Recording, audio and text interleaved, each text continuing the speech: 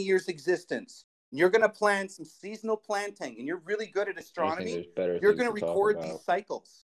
You're going to know. But how does that cycle? How does you knowing the cycle happen? How is that proving what is causing farmers that? look more at the humidity, the amount of rain, when the leaves turn, all kinds of stuff that are very terrestrial, and they don't look at the sun and the stars or where their weather is going to come from and how to plant a fucking seed. Predicted. How could something be predicted, guys? Data, it's a what if there's machine. something else going Can you on predict where a as piston is going to well? be at any time in it a an engine that's pattern? running? Yes, you It's can. a fucking pattern, isn't it? Holy shit, we It's can absolutely a predict mechanical device and a pattern going up there. Yes, Could I get a quick word then? So how can you predict things? They always happen the same. That's how you can predict. for over 1,000 years. Guys. And I bring it to this platform to talk to you guys Oh, yeah, about good something luck that's been getting data to stop. documented for a very long time. And you Not guys to are talk denying to it. us about it, This to is tell us No, we're about not it. You're denying not the talking to us cycle. or with us. Data, we're You're not denying talking the down to cycle us. happens. Yes, you are. Yeah, you are. Sounded You're saying like there's no science. There's no science deduced from the pattern. Yeah, I don't believe in There's no that way we can 25-year determine or cycle. predict No, the I don't events in the believe they know future what's based on going the on with the pattern. sun. No. That's exactly Patterns how are they about predict all statistics. these Statistics solar are Because they mathematics, think the sun not is science. 93 million miles because it's away and a pattern burning based. ball of gas in a vacuum. So no, I don't believe they know Patterns are what is happening with the statistics, sun. mathematics, So and they can statistical predict means. a solar What's up, minimum, Allie? Correlation is not causation. Was Allie trying to talk? What did you? Yeah, I was. Yeah. I was What's up, trying man? to say something. Right, I'm all right. Please I've got talk, stuff. Allie. Yeah, well, you probably won't like what I'm going to fucking say. I'm with Flat Earth Data. If anybody's heard of a guy called Rudolf Steiner, right, and there's a thing called biodynamic farming, and it is solely based on the movement of the planets, where the planets are, the position in the sky, the sun, the moon, and everything. And with the black spot, with the black spots on the sun, right? And Data was just, he was only just passing on a bit of information, and you guys jumped down his throat. It still can The be point- coincidence. These patterns let me happen all finish. the time. Let me They're finish. cycles. Wait a minute. Let me finish what I was going to say. I'd nearly finished there, actually. And the thing is about the sunspots. There's a guy since the 60s in Britain that's been predicting the weather better than any other satellite prediction or any of these weather channels. And he's been doing it since the 60s, solely based on the activity of sunspots on the sun. So, but that was it. Guys, you should really calm down. I don't know what you guys have got against. That's a That's hearsay. what I mean, Allie. That's a bedtime This is story. what I mean. All It's hearsay, that everything all is- innuendo. Everything is prediction based. But it's Nothing's not. substantiated. I know a guy who. I know you a guy never when listened. he pees You out never his listened window. to. Listen, I know, hold on. Let me speak. Let me speak, Ali. I let you speak. I know a guy when he pees out his window. Depending on how long the urine takes to hit the ground, he guesses the weather. Great Oh, wait a minute. Whoa, You got whoa. no examples. Let me finish it. That was you. You told me a story There's a about your system. buddy. Listen. There's a system. There's a system of growing food, and I'm quite surprised, right the hand, that you don't know. Are you going to tell me? You're going to tell me the weather tomorrow? You don't know about biodynamic You know farming. the I'm very system? surprised, Look, and that's solely Do you know the based system? Here on the we movement have of planets. thousands of square miles of farmland that's successfully farmed without this guy's biodynamic bullshit. This is how dumb these guys make How flat many farmers have used all of these theories? Oh my Can I God, I ask? can't hear anything anyone's saying. It's based on ancient knowledge. It's based on ancient knowledge. He designed it on like the Hermetic principles. If anybody knows Do about the that. farmers today use it? Yes, they do. Oh Yes, yeah, they do. I'm sure. Oh Yes, yeah, all they over do. Go look Alberta, at it. all They over do. the continent. Yeah, these Yes, guys they were use it farming in all those Europe. places for over 100 years. How old What are the these fuck books? is the point of an almanac, dude? What's the fuck of the point of this? Because they rely An on almanac is another book. You have take data over 12 years and you average the number of times it rains in March, and then you can actually predict if it rains an average of 6 days a month in March, then you can be pretty sure that your almanac, if you put 6 rainy days in March, you'll get 6 rainy days. If they're only a day off, well, that's close enough. Can you please stop for a second so I can hear what people are Almanacs saying? don't mean squat.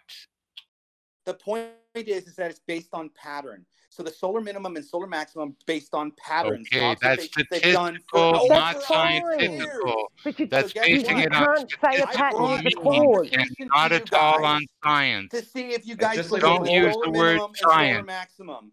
You have no business using the word science. It's What's math. presented here? What's presented He's here? trying to make causation from observation. Disingenuous fucking nature, and the fact that you think they're lying at every fucking corner, dude. That's what you make flat Earth look bad for. Not everything's a fucking lie. You have to stop with your fucking ignorance. You guys are fucking dumbasses to try to teach people that You everything can't in their life's a understand the fucking difference lie. between science and mathematics. Stop. Statistics and data are If you will mathematical, believe not these scientific. things, that's your choice. But I'd rather know Believe something what, for Paige? sure. What did I believe? Or What did I believe? Hold you on. just What said, did I believe? do you believe in the solar minimum and the solar maximum? You said, Okay, do you believe? If you don't know no, what it is, how can you have I know what it is. opinion on it? Okay, I know what it how can is. You don't have to See, understand you won't someone's even let idea to me have an have opinion on one it. sentence. It's the same fucking bullshit. You won't even let me say one sentence, that Dada. says acceleration is not Oh, real. fuck, I'm going. You guys are making flat earthers look bad because you're trying to teach that everything's a fucking lie, and that's not true. I get this on the 24/7 with fucking semantic, syntax words, whatever you want to fucking talk about. It's bullshit. Not everything's a fucking lie. He's just like Pete in the rumpus. He just never shuts up. Dude. He just Nothing keeps going. He can go for 8 hours. That you say or do is helping flat Earth. All you're doing is teaching people that everything's a fucking lie and it's not true. Oh, this seems and he's not going to make a point. He'll never make a point. He'll just he does this track like how Pete Shea, you can listen to it for an hour, and if you like at certain points he'll be like the buried water layer, Aristarchus, the greater meaning, and it goes around and around and around. Yeah, he keeps talking, but it's the same thing. You think that everything's a fucking lie. Real truthers. It's not. Everything is not a fucking lie. And if you walk around saying that, you're bad for flat Earth because that's not true. A hell of a lot is a lie, my friend. We have A hell of a lot is a lie out we have there. descriptors and adjectives that fit an ideology, sure. You have problems with that ideology or that belief system, sure. But it doesn't constitute that everything's a fucking lie because of that language being used. That's the whole point. That's why I brought up solar minimum, solar maximum, because these are actual fucking events that are documented. We want to use the descriptor, call it solar minimum, solar maximum. That fucking sets you off. The fact These is are that it statistical. happens. These are not scientific. It happens. The sun Statistics. seems to cool down. The sun you seems can to heat make up. statistics on anything. You understand? This is Full documented moons, shit. quarter moons. Statistics This are is just documented shit, and you guys are denying it because of what the descriptors, the fucking patterns. words used. You can use math and the data from that acquired information in any way or shape or form you like. It's still not science. It's math. It's you don't observation. understand. It's not about science. It's about observation and prediction. That's how we do the farming cycles. That's how we do these cycles in life. We see the events, we record them over time, and then we predict them. We're not talking about science. We're not talking about your fucking belief system. Not scientific. We're talking about what we observe in reality, the effects that we have on our nature. The reason why I bring it up is because it will affect us. The pattern of the sun does affect us. It has nothing to do with fucking science, so dude. what's our gloom and doom state on these 100 days of cooling that you predict? Okay, now we got there. But it's going to get colder for 100 days. Okay, and then when it warms up, what? What are we going to argue about then? They're consistent. Do you understand? Okay, but what's our gloom and doom? What do we have to fear? You're talking about it like it's going to be the end of the fucking world. No, I'm not. What are you talking about I just then? proved my Do you point. believe in Big and Max? Oh, it's going to get cooler 100 days.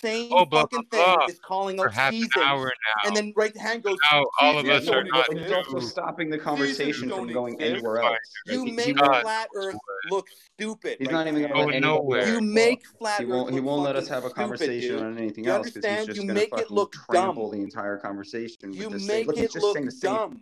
I can see his mic going, so you know he's talking and you know he's saying the exact same thing that we you need just that said. language. So I don't understand why he has to just remove continually talk when you need to learn to use it, right?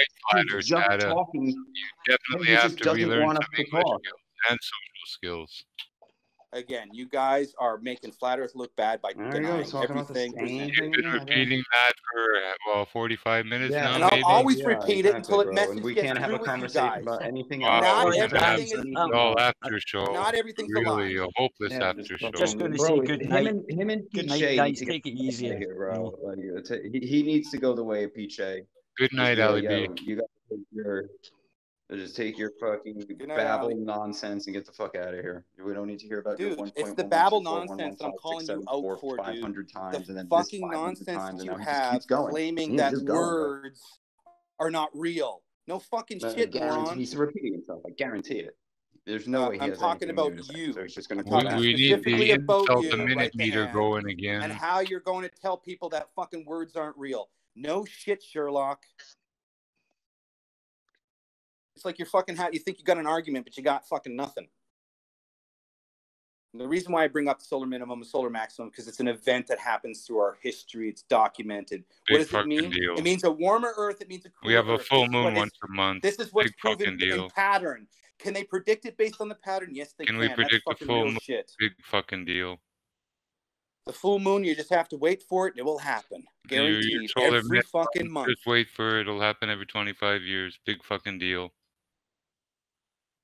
It actually happens every 11 to 14 years as a sun cycle. This is a difference between the solar minimum and the solar maximum. At this particular junction, it has less black spots. I learned so much in this last half hour. That's it. Oh wow, so I'm so enlightened take now. that information, take it for what it is. Earth date is a complete him and all right, guys. So, listen, can you guys hear me? I have a question. I just kind of jumped in a little bit before the end of the show. Can I ask Jimbo what's your issue with whatever he's presented with these solar maximums and solar minimums and them being used in some way in farming? Like, what's your issue? Calling it science? No, he specifically he specifically said it's not science. Did he present anything? Did he present anything outside of his beliefs in what they said about this cycle? Or did he present these people, right hand is terrible for flat Earth. Okay, but here, he's talking about a cycle, this 25-year cycle that he believes happens. So all we're doing is we're asking you, can you verify that this cycle happens, or are you taking it on belief on what these people say? And he goes, well, they don't lie about everything. Okay, well, that's not empirical facts. That's you're choosing to take this piece of information when they lied about the shape of the Earth, the ball, the solar system, all that. You're going to take this one piece and be like, nope, they're not lying about this. Composition of the sun. That's why we're giving him helium burning. Taking his bullshit and throwing it away. He hasn't been studying this long enough to verify the cycle himself. Does it make sense now? No, it doesn't make sense. Do you understand why we're it's not science? You guys seem to be straw manning his argument by. So it might be a cycle. Big deal. The moon once a month is full. That's a cycle. That's repeatable. What do you want? Big deal. We can verify the cycle of the moon, but we can't verify his 25-year cycle. We can verify the moon once a month. We just have to take it on faith. We have to take it on 100% complete he doesn't understand how that the people he listens to are telling the truth. It is right. Even if there is but he's going to tell us they don't lie about everything. Whatever, and big deal what? It's just another cycle up there.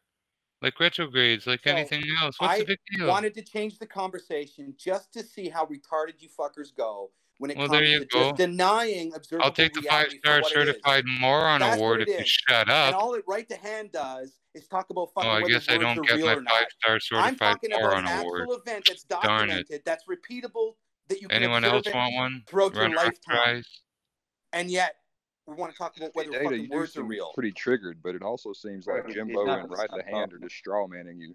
Either I'm not straw manning. A straw man would be to replace his argument. Hold on, let me finish. Whoa. I'm not looking for a new belief. Don't interrupt. Come on. Bro.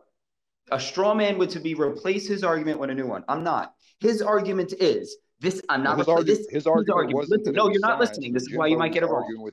No, listen. Hold on. Listen to bro. Come on. Else. Let me speak. This is his argument. There is a 25-year cycle because scientists have studied this and they don't lie about everything. And I'm going, well, if you believe that, that's on you. Now, I don't want to believe that. So everything you're going to say after that is just beliefs. So I'm not straw manning him. I am verbatim repeating his claim and then articulating why it's bullshit and I don't have to subscribe to it. Correlations between the sun cycle and the Earth's weather changes. Is there a correlation between the two? Weather fucking cycle. Anti-science, you anti-science motherfuckers. Is there a correlation? You can't predict weather. Pattern and the Earth's weather. Yeah, obviously there is some kind of relationship. These fucking science deniers, dude. At the end of the day, they make flat Earth look bad. Not everything they observe. You tell me, what is the sun? Please, sir, tell me what is the sun? What is it composed of? It's not straw manning. You're having faith in all this science. We know what it's made of. We know all this radiation. We know we have black holes on it. We know the temperature in the middle at the surface. We know all this stuff. So, but no, we only know black holes, a 25-year cycle. We know a lot more than that, dude. Jimbo, you never all of the rest of the information got to be valid too. Then that we think about the sun, these guys are its bad composition, They're not its radiation, genuine. its They're properties just that fucking NASA obfuscators and all and these things wankers. tell us they are.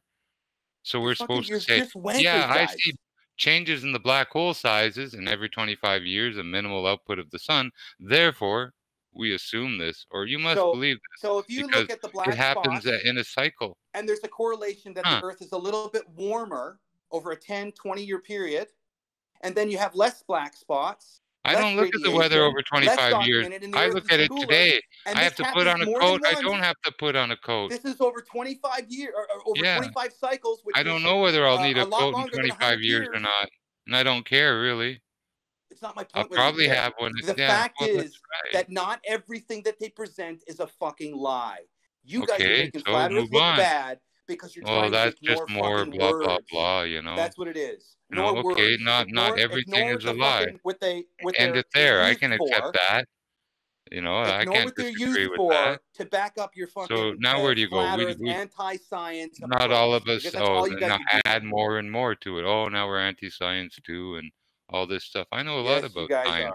Pure and applied science. I never get a fucking word in when Rumpus is talking about power formulas or whatever. No point in fighting. It's insanity to fight.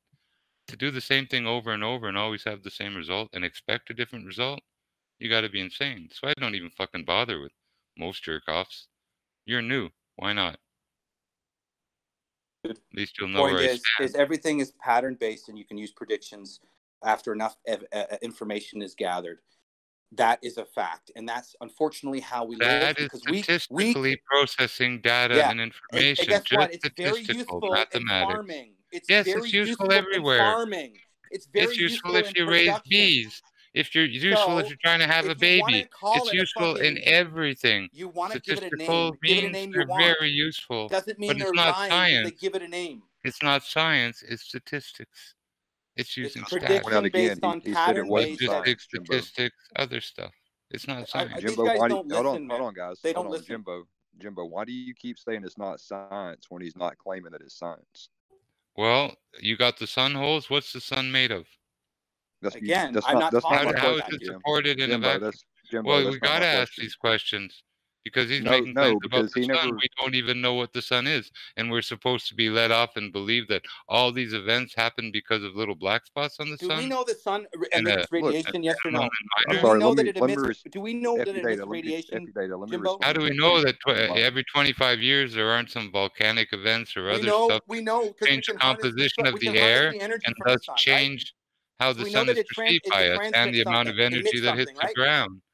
You know, we know, and we're cutting off light already with all these fucking chemtrails. We know, we calculate we know from applied sciences the sun emits an energy. Really interesting. We know through applied sciences, Jimbo, that the sun emits energy. We know through applied sciences we can harness different types of the spectrum of the sun. We know through applied sciences the sun is an energy source. This is something that's been experimented on. Oh yeah. Through an dependent variable. It's good assumption. Oh yeah. How did you vary the sun? How did you vary the sun? What is your independent variable for the sun? The sun is the dependent variable. Oh. Right. What's your independent? The Earth? That is the solar panel that you use. Oh. That absorbs the sun.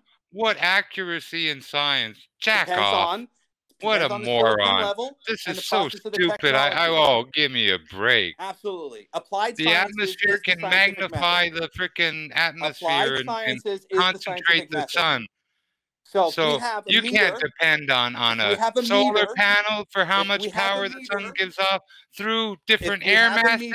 You're insane. To measure the sun based on our applied sciences. No, you're just Mike Hogg and doing whatever you're doing for whatever you're have a meter. Hopefully to make money. I don't know what you're doing. We have a meter to test. Yeah. What is the sun made of? What is the sun made of? All your applied sciences. What are you? What is your sun made of? The observation of the sun and how it's used in applied sciences, trial and error. I observe a rooster and it crows before the sun comes up. It's cause and effect. So the rooster causes the sun to come The up. applied sciences is cause and effect scenario. We're Ooh, the harnessing applied the sun's science energy. says it's Can we cause and change the effect. format of the sun's energy? No, we cannot. But we can change how we absorb the sun's energy. We have enough applied sciences. Filters, concentration of it, dude. magnification. The atmosphere can do all those things to the sunlight between you and your sensor. Throwing off the results. Through pattern-based, applied, predictive. Yeah. Predict. Reasoning. Pattern. Okay. That's not so science. Patterns are not anti-science. This has nothing to do with the fucking are globe. not science. This is how patterns we determine are not our reality. Science. Right? You're selling patterns as science. I buy patterns to make dresses, pants, and suits out of. I didn't say that. that. Patterns are patterns. They are not you science. Understand that this isn't science because I don't think Jimbo gets it. Like, can you just say it really clearly? Yeah, then it's mystic mage stuff. Over and over again. It's absolutely mystic mage stuff or mathematics. Of a pattern. Okay, that's he's not correct. These people are applying statistics to it. I know you're not it's a ridiculous. Jimbo, so you have and then we are supposed to have faith that it's some type of new religion. Sunspots. Every 25 years, worship those sunspots. Is that what it's about? He's not saying any of that, though. He's just talking about patterns and statistics. So either I am too. That's what they are. They're mathematics. They're not science. Well, yeah, that's exactly what he said, Jimbo. So you agree, right? The pattern is consistent. I don't agree. I had to tell him that. I heard him say that before I heard you say it. Not faith, dude. It's a pattern. No, keep going about your sunspots because the rest of the show is going to be the sunspots. So flat earth data, please continue. No, I'm just talking about, I wanted to change the subject. Whatever you want to do, you'll lead it back to whatever you want. How fucking anti-science you guys actually are, and you've been saying that for an hour now. When are we going to get off this monkey?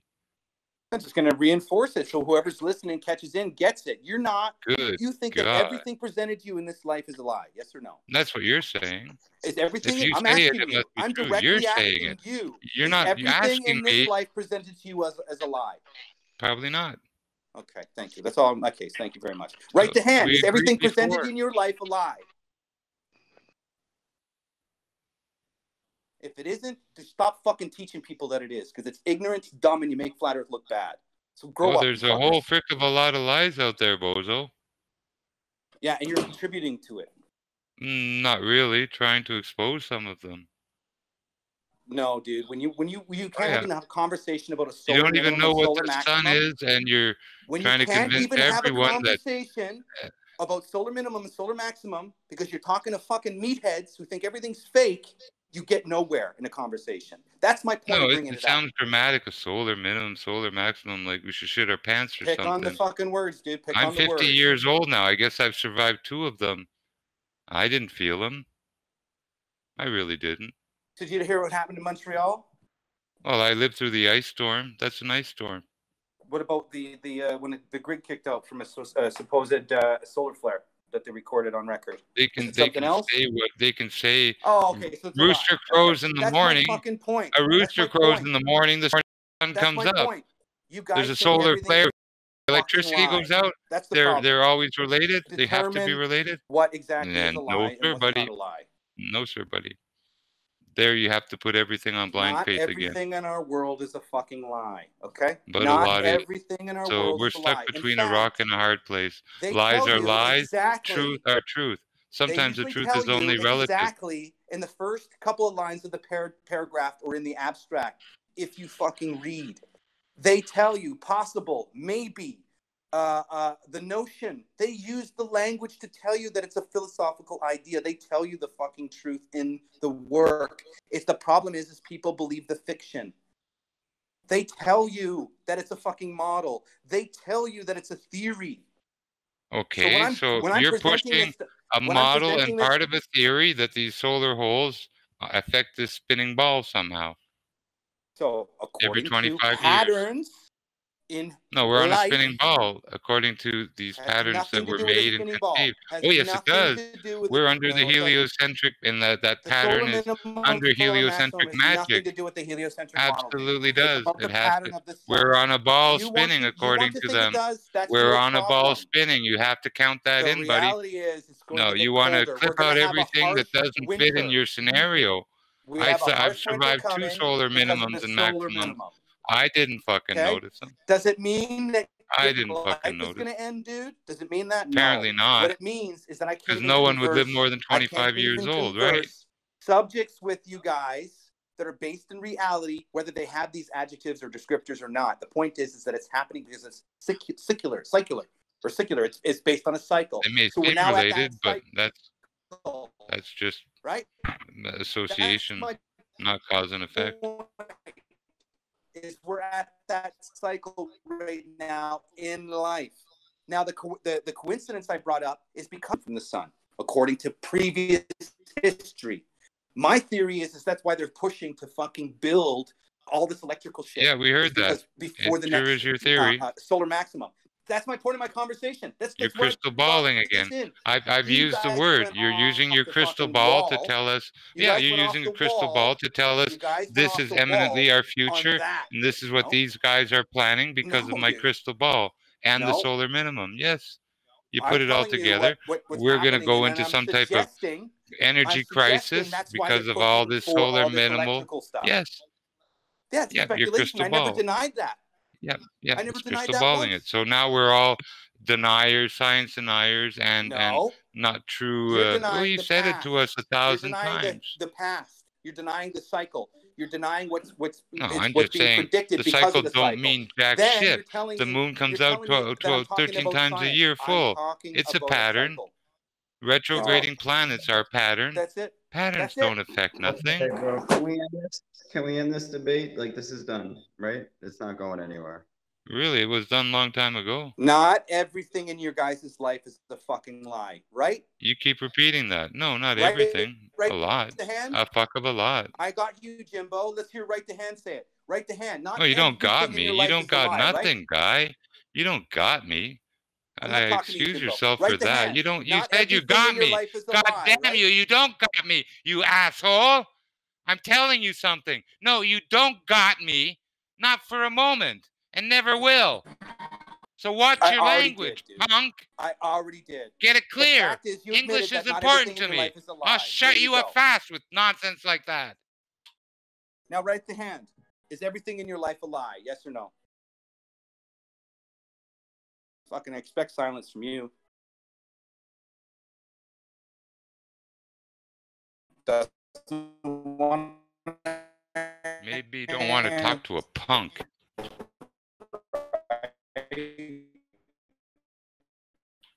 Fortunately, you're breaking up. You might actually have to leave and come back. Dude. Then you got to discern. Then you got to discern between when to determine what's fucking truth or not. And he obviously, by picking fucking words, Jimbo, you already admitted that not everything in your life is a lie. I've questioned right the hand at least 3 times the same question with a silence. So the fact is, if he answers that yes, not everything is a lie, then now it's looking at his fucking arguments whether acceleration is a real fucking thing or not. It's just bizarro. That's so Pete Shea. A leading question. Do you believe this, yes or no? And then there you go. You tag in this to it. What fucking bullshit. You're so predictable. What's it's bit pathetic. bullshit is you guys think that everything's a lie and then you portray that way in the conversation. It's fucking disingenuous and fake as fuck. You just keep piling it on. Be my I'm guest. waiting for right the hand to answer. Does he think everything in his life is fake? Still waiting for an answer. To bait him so you can do a Pete Shea on him. Do you I'm think not 9/11 baiting him. anybody died? It's the same Again, thing as who gives Pete a Shea's. fuck Did about anyone 9/11, die dude? on 9/11 question? You have to bring that up You're with going Pete. the same fucking Go road. It's talk almost to like you're Pete. scripted from Go the same talk fucking to script Pete. he Go talk had. to Pete. No, we're You talking guys to you. are bad for You're flat making Earth. sure You're of it. teaching everybody that it's a lie. Yeah, Everything we're in your all life's a lie. actors and That is a psychological damaging thing that you should never be responsible to doing to anybody. Lying the fucking teeth off to convince somebody the fucking Earth is flat or nothing is real. That's fucking So a should lie. we kill Disingenuous Santa Claus behavior. now? No. Know your fucking boundaries The and bunny? stay within it. What about Santa Claus? Is the lie most people get? Right the hand. Do you think everything in your life is fake? Is Santa Claus a lie or the truth? Is Santa Claus real? He's real to whoever thinks he's real. How about that? Ah, so it's relative, eh? That's the whole point of this fucking conversation, is it not now? To show you that your relative No, you don't have to show the anyone relative anything. thinking that you have to go around teaching people that everything is fucking fake is wrong. No, it's but unethical. You guys should be embarrassed. certainly you should use critical thinking and not accept everything you hear at face value. When I ask Flat Earth Data. when I ask Right the Hand if everything in his life is fake, and he doesn't answer, when just the other day he's trying to tell us words are fake, the whole point is this is a bad representation of fucking Flat Earth. Flat Earth has nothing to do with whether words are real or fake.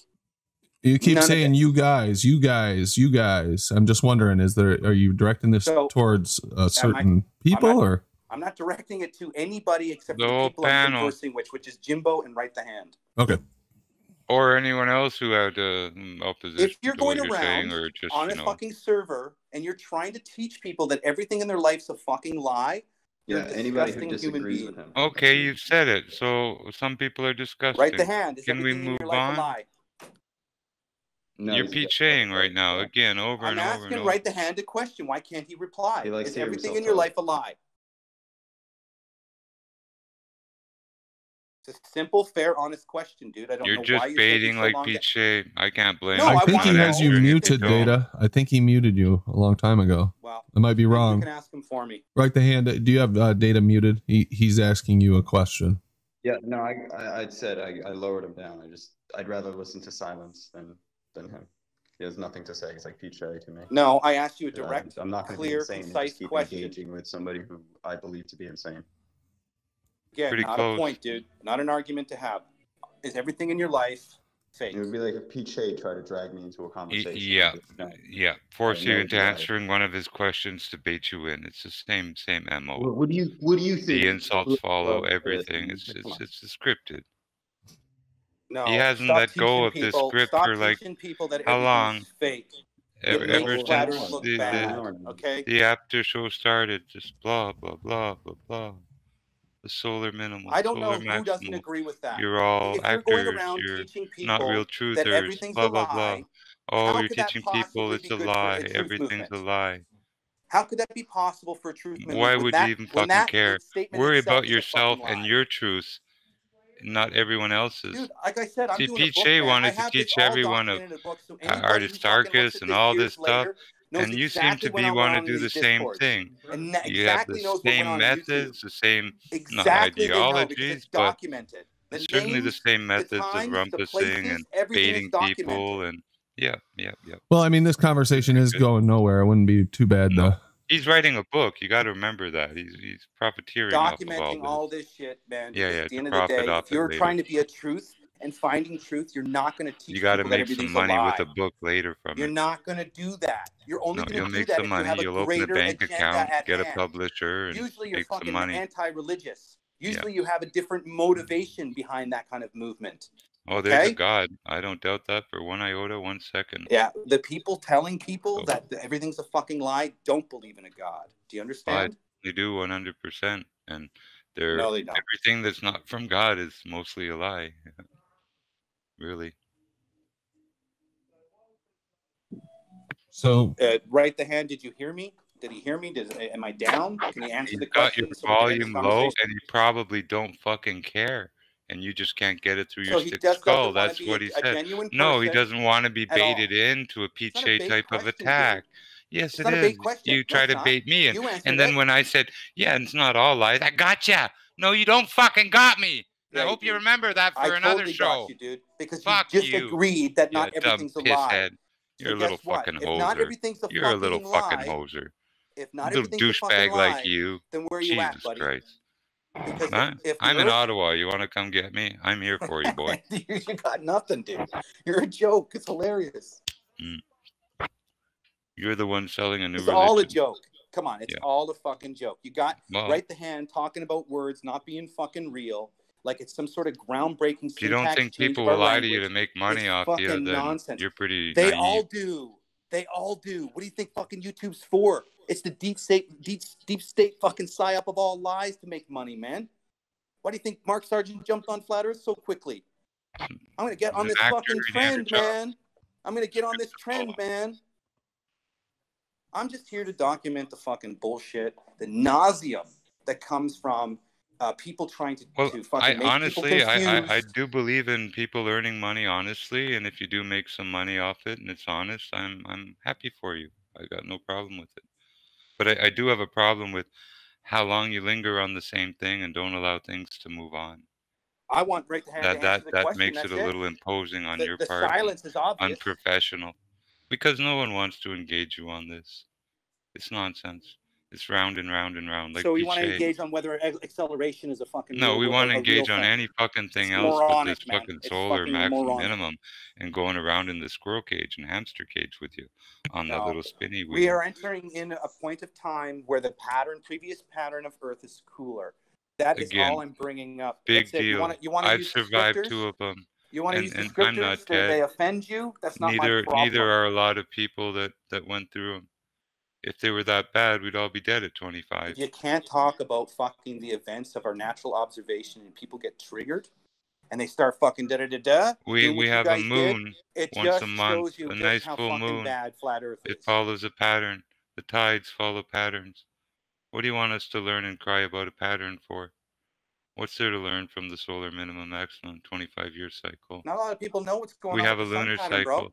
We have lunar cycles. Not a lot of people understand the retrogrades. We have all kinds of things. They think they're flying through a fucking. What we understand is if we get too hot, we have to get into the shade. If we get too cold, we have to dress up to go out. That's what people know. Not solar minimum maximus. 99% of people don't run around with telescopes in their hands and filters and say, oh, the minimum is coming in another 10 years. Oh, the maximum is here now. Oh, really? They don't also think about the ball. Just looking up at lights? But yet you're talking about it. Just looking up at lights. Yeah, they don't think about the ball they live on either, but you're sitting here talking about it. Imagine if you had a nice sodium lamp in a warehouse, a nice big warehouse, and you're measuring the air temperatures all around that light. About, they don't care saying, about shit. oh, yet you're talking sometimes about there's a minimum, sometimes there's a maximum. What the hell? Big deal. The point is the conversation should be able to be discussed regarding the pattern-based and what the sun does. Let's discuss another pattern. That is real shit. That affects people. So, so apparently does the moon. So do the tides. The spinning ball shit don't really affect people right now. The flat earth shit don't really affect people right now. They don't care. I've been through a couple of minimums and maximums. I'm not dead. They don't care. Most and neither are other people. The moon landing. Most people don't give a fuck whether they landed on the moon or not. Here, farmers harvest their crop 11 miles north a day. Going north because it ripens 11 miles north a day. What the fuck are you talking about this now for? Well, dude, the whole point of bringing up the pattern solar of the sun cycle, and it's was going just to change to talk everything. about events that were happening in reality and see how you fucking responded. Well, I can check the farming for the last 25, 30 years, and they still harvest 11 miles north a day. And then the next 11 miles pattern based. It's all fucking pattern based, right? If we can't predict off of pattern based, then we're not paying attention. But yes, we can predict off of pattern based. That's how we do our shit. It doesn't make it anti-science, or does it make it science? It's not science. It's not science, period. It doesn't make it anti-science. It's not science, period. You threw in the word science for some reason. Because it's you not guys science, talk period. Anti-science. You guys talk. Then not when we're talking statistics. 100%. You're not talking science when you're talking statistics. Applied so it's not anti-science. Regarding harnessing the solar energy, absolutely is applied science. And the dependent variable is the sun. We were talking about statistical data, and you're on the sun and applied sciences now. You're impossible. You're moving goalposts and conversations and everything. Holy fuck, you're impossible. Keep on with someone else. I'm muting you. I'm muting you. I'm muting you. You're gone. We've developed our existence from pattern-based, and then we've applied science to that pattern. You're muted with me. I hope a bunch more mute you and you just fuck off. I don't care. Hey, Jimbo. You know what's good? Sitting in the shade with a nice cool lemonade on a hot summer's day. That's pretty cool. You ever notice the first now three it sips of should a be beer? fun.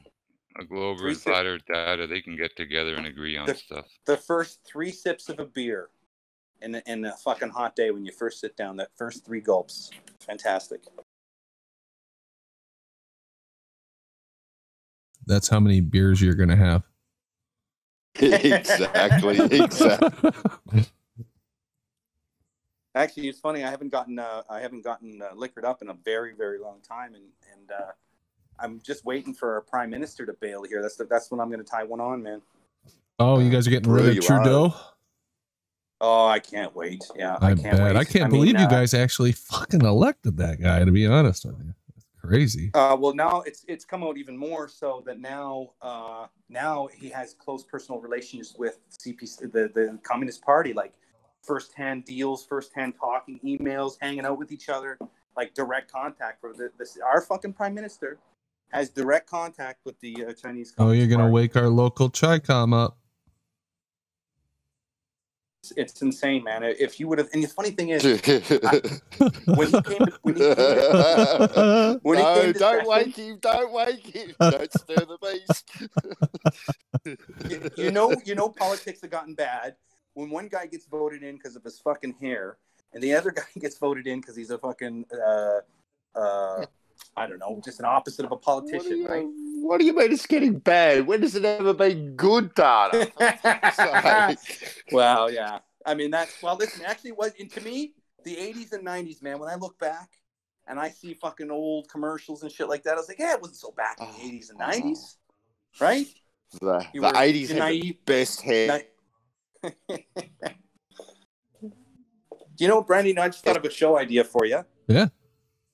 Is if you could find any, I don't know if it's a good show idea, but if there's any flat Earth references in the 80s, I know that Boston, the band Boston, had their album is of a fucking enclosed dome city flying in space.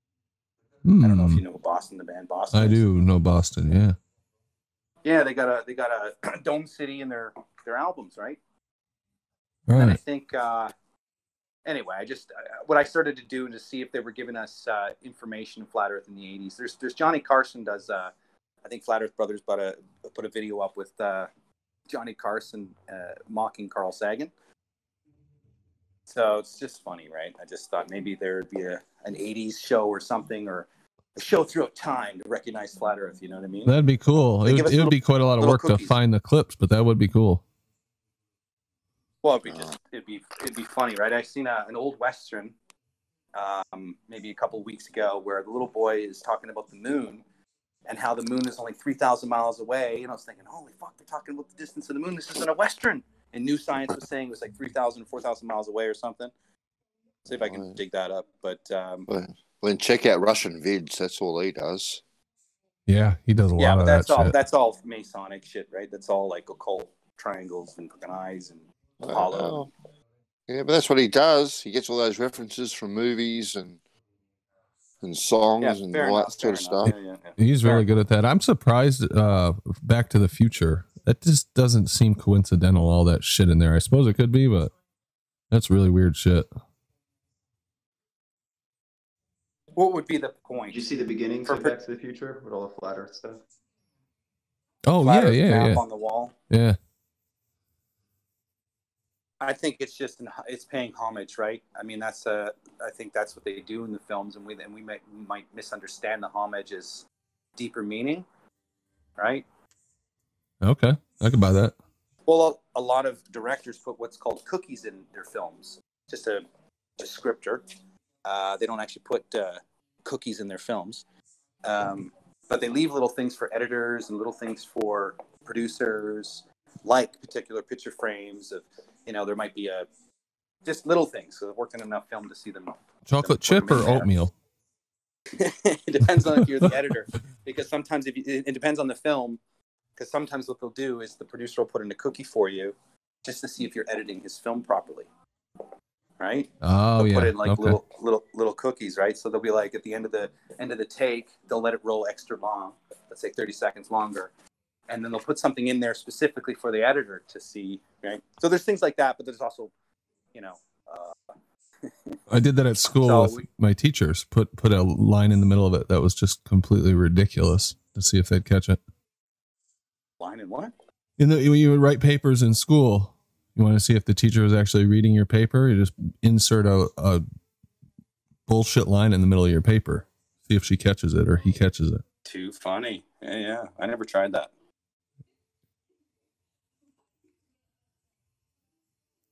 Anyway, do you understand my position? Going back to that argument, is that just seems like if you're going to come from a position of educating anybody or teaching anybody, I think the last thing you want to do is tell them that everything in their life is fake. Well, I don't hear anybody saying everything in your life is fake. I just don't hear that.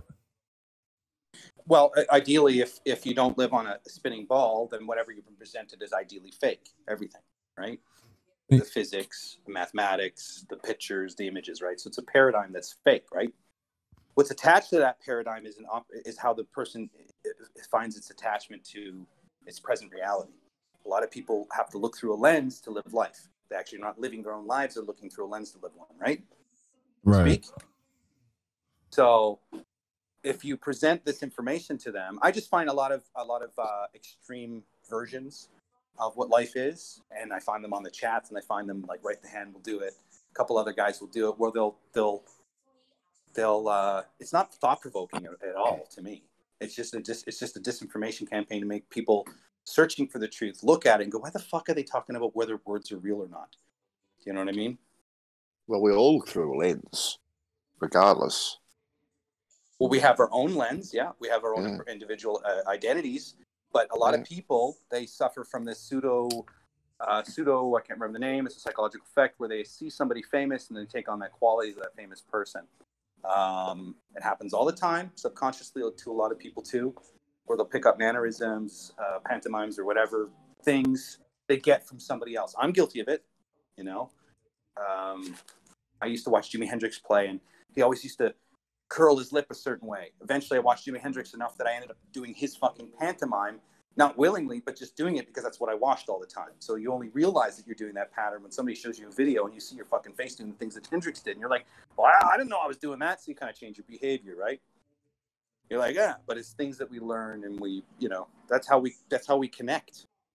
So if you're going around telling people that things are fucking fake or words are fake, I just think it's a disservice. You've got to find that line, though, don't you? Because, you know, if we find out that the ball is a lie, and therefore everything pretty much attached to the story is also a lie, then at what point do you stop questioning stuff and go, yeah, okay, I'll just take that on face value? How do you know that's not a lie as well? And I'm not saying everything is a lie. Here's the problem. What I'm getting, hang on, just let me. Yeah. Can I finish? Just let me finish the sentence.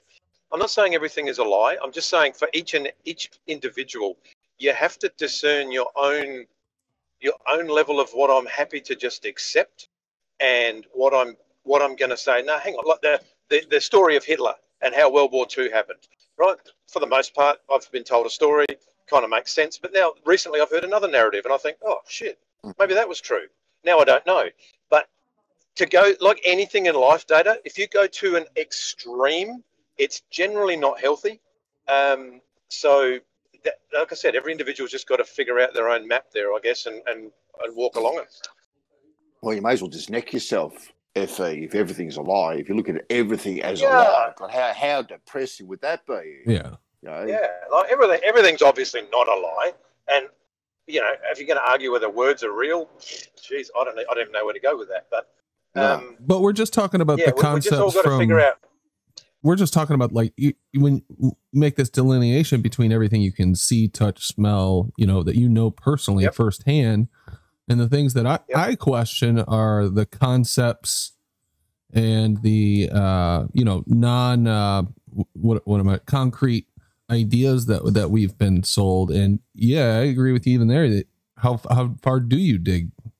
Because I don't trust these guys at all, man. Me either.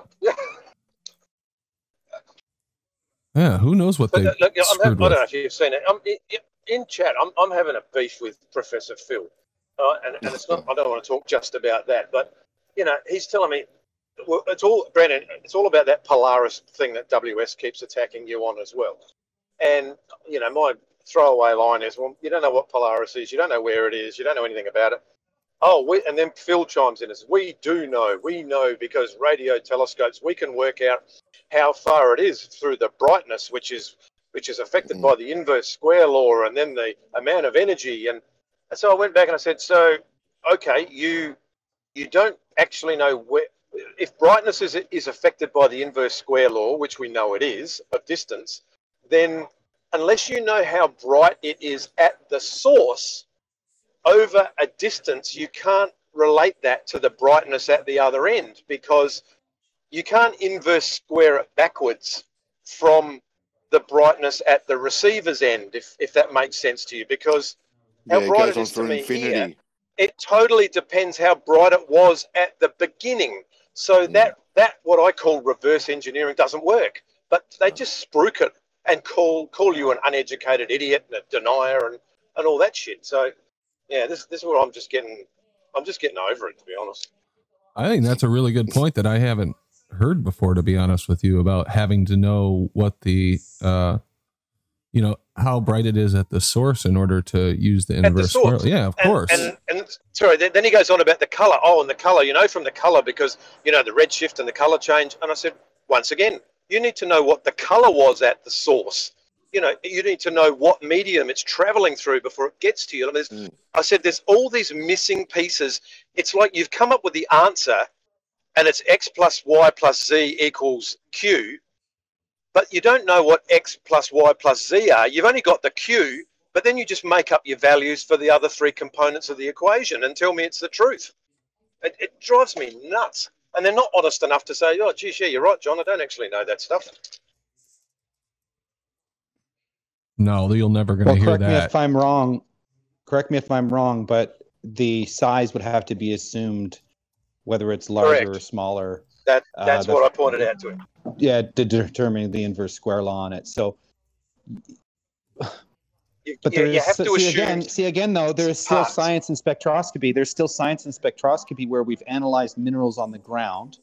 They give off a certain amount of light, whatever medium they put it into. So they're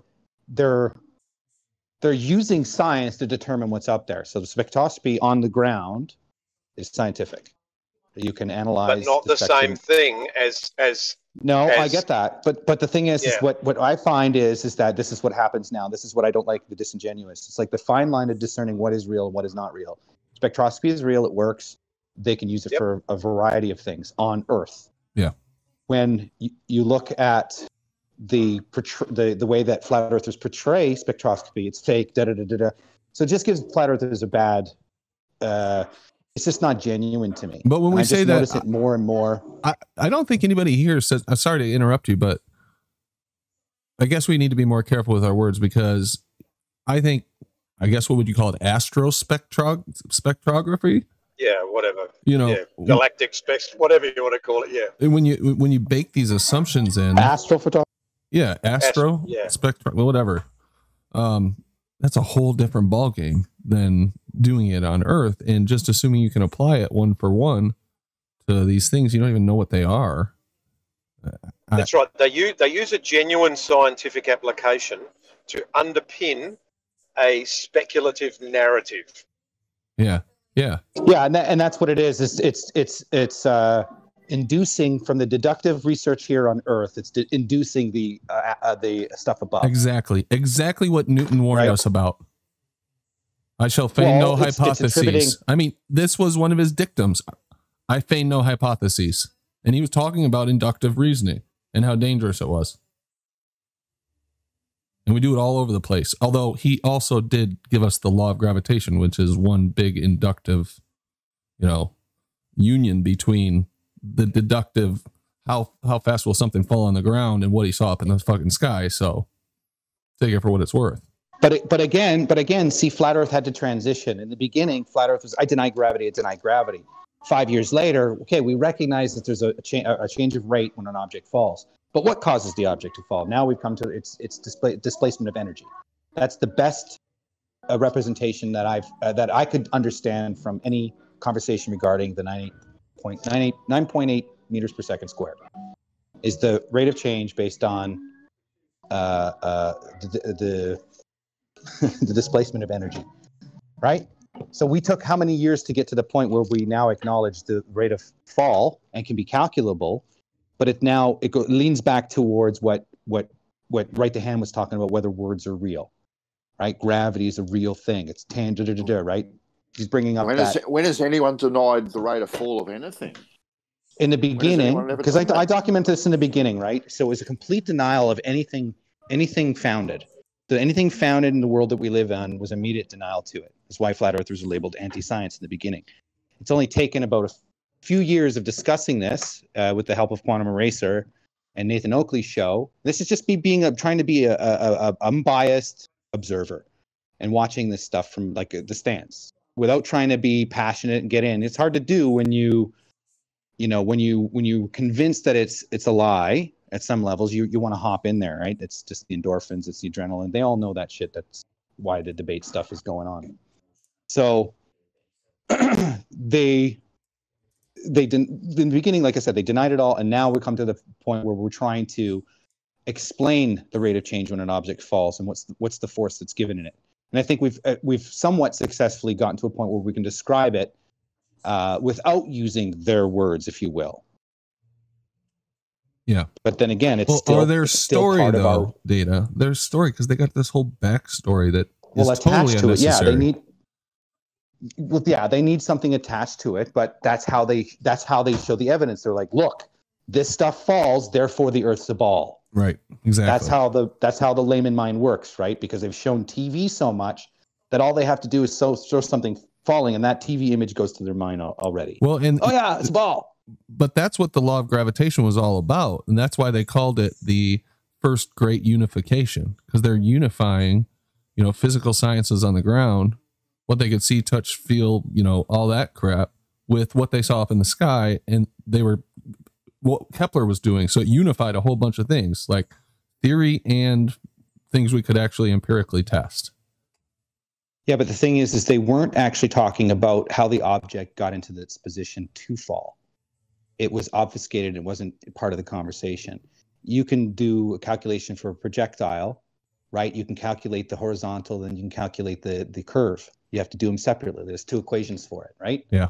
Yeah. So when and don't ask me the fucking equations, I can't remember right now. Just saying that calculating a projectile, you have to calculate the horizontal and the dip. So there's two separate things from it. The point is that we denied it in the beginning, that we as the universal flat earth denied it. So you had the impression that it's anti-science, when in reality it's like, no, it took a while for a flat earth to admit the rate of fall was real. In the debates, that is, in the conversations it is. And I still see that happening within the group. So I just get a little annoyed and pissed off, that's all. And right hand is one of them that does it. I was in Jose's Discord earlier today and sort of having an argument with these guys. To me, both sides of the whole gravity discussion have a problem. We all agree that stuff falls down, right? There's no contention there. Now, our side will often posit, oh, it's relative density. Yes, you've got to pick it up. You put potential energy into it, yada, yada, yada. The bit where we fall over is we can't explain the downward vector. That's our Achilles heel, in my opinion. The particular route that it takes. Yeah, the one vector force. Yeah. The point is that. Yeah, sorry. Okay, quickly. Their narrative is their bending of space-time nonsense. That explains the downward vector, but space-time is nonsense, right? So we've got a problem to explain the vector. They can explain the vector. Our relative density is demonstrable on a tabletop, so you can show someone this is what we think. We just don't know why it always goes in one direction. They can say, well, we know why it goes in one direction, but we've got to invoke this mysterious unicorn called space-time that nobody has any clue what it is, because that's our explanation. So neither side has it stitched up. We all just agree stuff falls to the ground. But here's where I'm getting to. They then went on to conflate the fact that, oh, but our thing works. We build things and we can fly because of our thing. Our thing works. You can't prove anything with your thing. And they can't grasp that. All they do is they've got something where they observe the 9.8 meters fall drop, same as we do. They've fashioned it into something they use. They have a practical application for. We've not done that because we've only been around 10 minutes. But they then use that. They attach the fact that they use their thing to make stuff, and therefore it's correct. And I can't. In my mind, they are. You can unhitch those things from one another.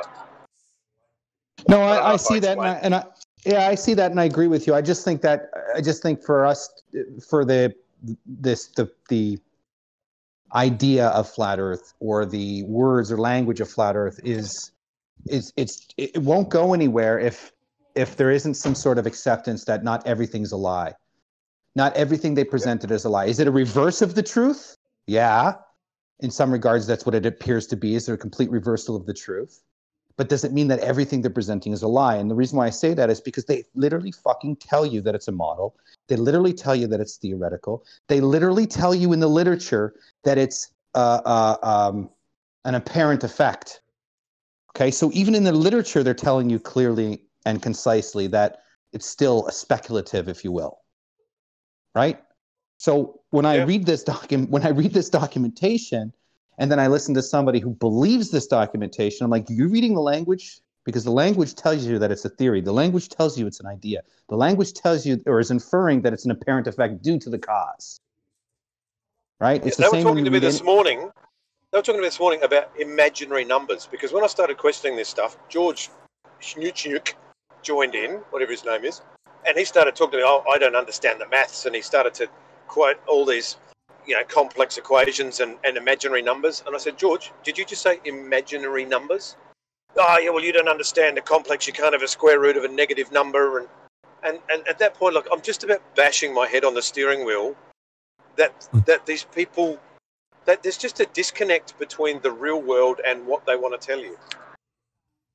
Well, they do tell you in the literature, and that's what I find. Like if you go look up any gyro precession in any FCC or aviation book, in my aviation book, it will tell me that there is magnetic interference and velocity change, and this is why you have to correct your heading. Partially, why you have to correct your heading because of these interference patterns. Now, other books will tell you that it's due to Earth's rotation. That you'll have a 15-degree. I've never seen it off 15 degree like they say it is. It can be off, but it's never off exactly at 15 degrees. This is my limited experience. So when I go and look at these claims, then I ask them to be demonstrated. One second, I'll be right back. Okay.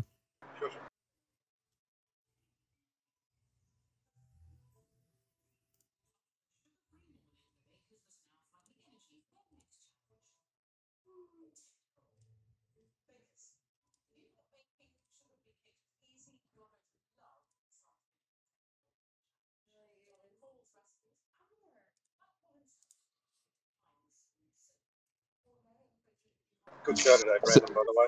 Oh, thanks, man. Yeah, sorry to ruin it at the end there. But good. Well, I had to let it go. I've been kicking Rumpus off. I know. Really quick, and as little as I like to do it, it was fun to bash him around a little bit, and Gleam was having fun with it, so I was like, "Fuck it, I'm just gonna let this go." Let it run. Yeah. So going back to these FCC documentations, even when you read the material, it will say apparent motion of the Earth. It'll never say. Why would they use this language, Brandon?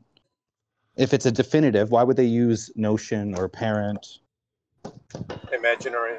Yeah, I agree with you. Yeah. Well, yeah, they do have all those caveats in there, but that's not how they act, though. That's what I'm saying, right? But as a flat earther, though, in the beginning, there was just so much. Like yesterday was a prime example of how you have a flat earther who wants the entire destruction of the system. Okay, I understand you're frustrated with the banking system, you're frustrated with the Fed and all this other shit, but then you're going around promoting the idea that the total and utter destruction of the system is good. I don't think that represents what flat Earth is about. Flat Earth should be about. I mean, this is just my opinion, obviously, but it should be about testing the claims put forth and then correcting people on it. Not wanting to destroy your livelihood because they told you the truth in the beginning, but you fucking believed the lie anyway. Because that's what's really went on here. They told you it was a model. They told you it was a theoretical thing. They presented it to you in a nice little package, and you fucking believed it. So now you want the whole destruction of the whole system because you believed a story they presented you? I think that's fucking insanity right there. we can improve things by becoming more educated, by testing the claims. And that's what Flat Earth is for, in my opinion, is to educate people and enough awareness to go, well, that doesn't sound right. Let me look into that, as opposed to just believing face value. Yeah, I can agree with that. I mean, who was advocating for the destruction? I don't know what you're referring to. Oh, it's just, dude, Yeah, I've got to listen to that. On the Discord channels, doesn't matter. No, it's not your channel, dude. I go through the reins of them, and I go in, I listen, I ask questions. I find a lot of the UK servers, or out of the UK, feel that way, and they're not really into. They're not religious per se. The motivation's more about the destruction, the removal of certain things in society that we've actually, we've built up very nicely. All this running water, all these buildings. Obviously, this unequal treatment between rich and poor is a problem morally. But to use it as a political thing, like Flat Earth is, in my opinion, Flat Earth will turn political in a couple years. Some group will get a hold of it and turn it political, and then that's when the shit's going to really hit the fan. Yeah, no shit. That's what I think. Now, do you think it will turn political? It very well could. We moved that Overton window enough. How will it influence politics? If we moved the Overton window enough to where, we had our shit together, the arguments were solid, and then the right, charismatic people started to take notice with big followings and co-opted it. Sure. I could see it being co-opted. Everything gets co-opted. Well, did you know that a lot of lefties are not flat earthers, and that a lot of righties are flat earthers? Did you know that big demographic? I did notice that it tends to skew that way. Yeah. Yeah, and that's a huge, interesting caveat there, in my opinion, regarding what the intention was behind releasing Flat Earth. 100%. Because even the beginning, when I was introduced to Flat Earth on Facebook, I immediately asked if you were left wing or right wing. What was your party that you preferred? Ironically, you have right wings that are Christians that believe in the ball still, but for the most part, it looked like it triggered. So that's really interesting. You have to really understand, why is the right leaning of society more interested in Flat Earth than the left hand side society is? That's a really, really interesting thing. I think that correlates to the fact that not always, but generally speaking, right-wing politically biased people are generally a lot more critically thinking than left-wing people who just tend to follow the leader. I find that, and they have more faith in the media too, to add on to what you said. Follow the leader. Tell me what I think. Tell me what I think. Tell me what I think. I mean, the gap in media trust between the two parties is huge. It's like single digits in the U.S., at least single digits for those who identify as right wing, and like 60 to 70% trust in the media, the mainstream media for the left. No, those are statistics, but that's what I've heard, and it's pretty consistent. So that is really, like, I'm going to go out again. I haven't done that survey in a while, and I'm going to go out and do it again. I'm going to hit the streets here in Vancouver coming up, getting some people on camera. I think I'm going to call this little first documentary called Body of Evidence, and it's just kind of compiling the body of evidence, if you will. I'm going to try to approach it like it's a dead body, and we're going to investigate to see who the murderer is. And approach the. I'm gonna try, man. I got a family and stuff, and I keep saying I'm gonna do shit, and then I put it together, and it never gets fucking done. And then what I do have, it's half-ass. Yeah, I know what you mean. I used to do that all the time, and I finally just told myself, okay, I want to do this. I am not gonna fucking stop, even if I fucking hate it when I'm done. I'm just gonna fucking do it. Yeah, I understand that motivation for sure. Yeah, that's why like I said, my book is done, but it's sitting on my desk, edited, without another version coming in, because I'm like, I need to add something. There's something I'm missing here. There's just but then it'll be fucking as is. Yeah. Aren't you like a It'll never be good enough, man. You'll always have something to change. No, I understand that stuff. I think I'm at the point now where I've documented it enough to show you there is a greater motivation into Flat Earth, because any kind of movement is always co-opted for an additional movement. Oh yeah. It's never the case where it's just one specific thing, right? And there's actually, if anything, if you go research psyops, which maybe you have, there's actually groups that are in competition sometimes with their own fucking operation. So you got team A, team B, team C, team D, and they're all after the same target, but who does a better game at it? You understand what I'm saying? Yeah, you know, I have tried to research psyops and psychological operation techniques, and it is so hard to find information that, from what I've found, about how they operate, you know, stories about how they operate, that kind of stuff.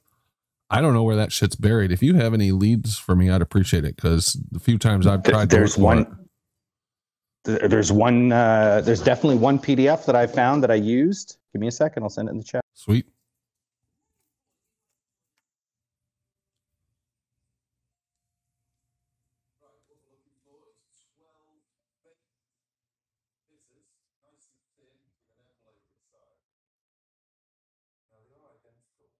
Tell me what you guys think of this idea. This was Right the Hand's suggestion. I think it's good. Have a roast. Would anybody be interested in participating in a roast? I mean, we roast each other pretty much every day, you know, some of us. But that's a good show idea. There you go. That's a great show idea. Do the fucking roast of the roasts. I'll be the first roaster if you want. Go ahead and roast me. Cool. Okay. I'll be sitting there with the crown, dude. Sweet. Go ahead.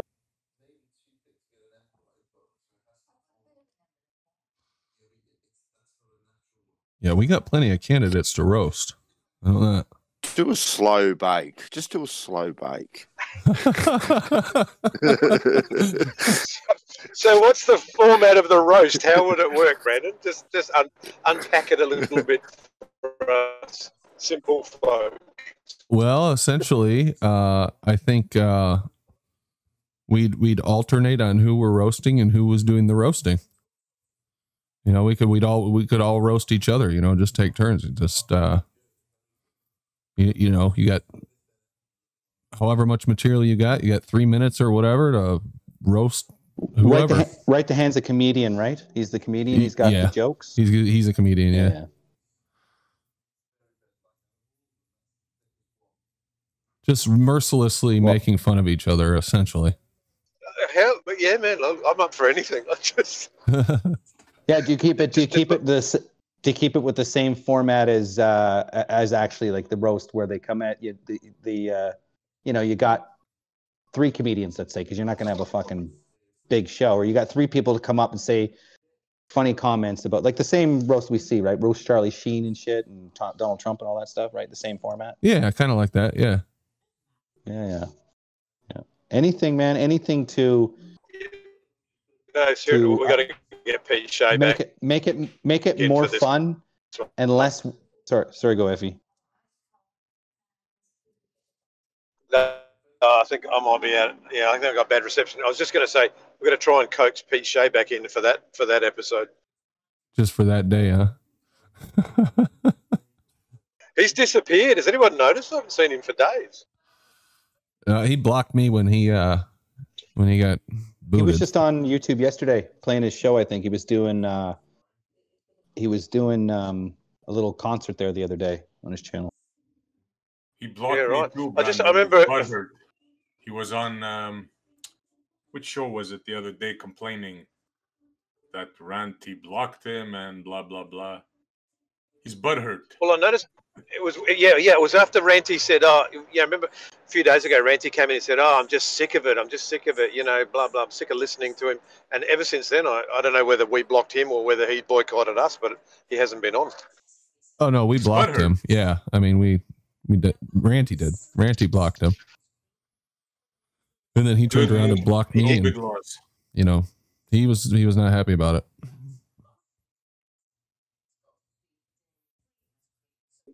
So we did block him. Moron talk about Aristarchus and the moon and one crater on them. We might as well talk to ourselves. If he just wouldn't dominate the conversation every single fucking time. Every time, yeah.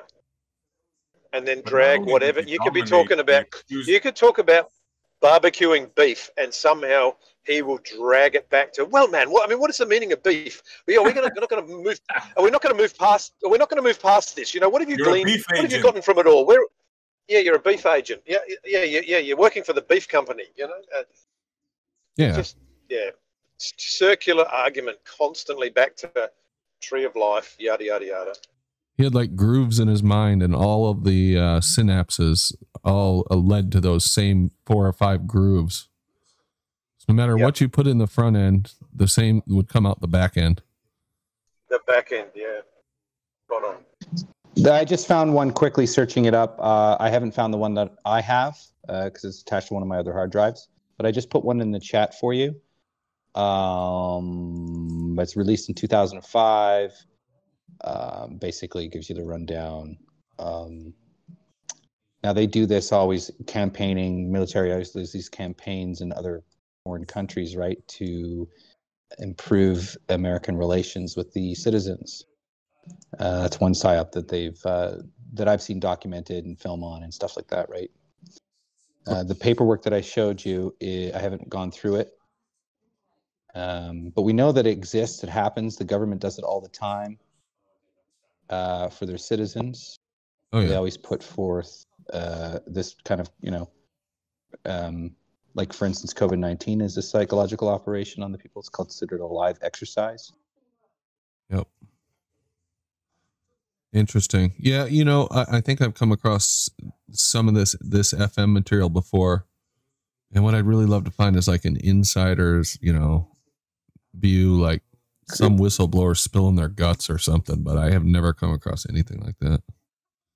Well, what would it change? The whistleblower would tell you specifically who the target was. Right. You know what I notice about when I notice about a lot of, so I did a lot of interviewing with homeless people when this COVID thing broke out, and I would ask them if they knew anybody was dead. I had one guy tell me 3 weeks ago, homeless guy, regular. I said, "Hey man, let me ask your opinion on this COVID thing." I said, "Do you know anybody who's dying?" I've seen him.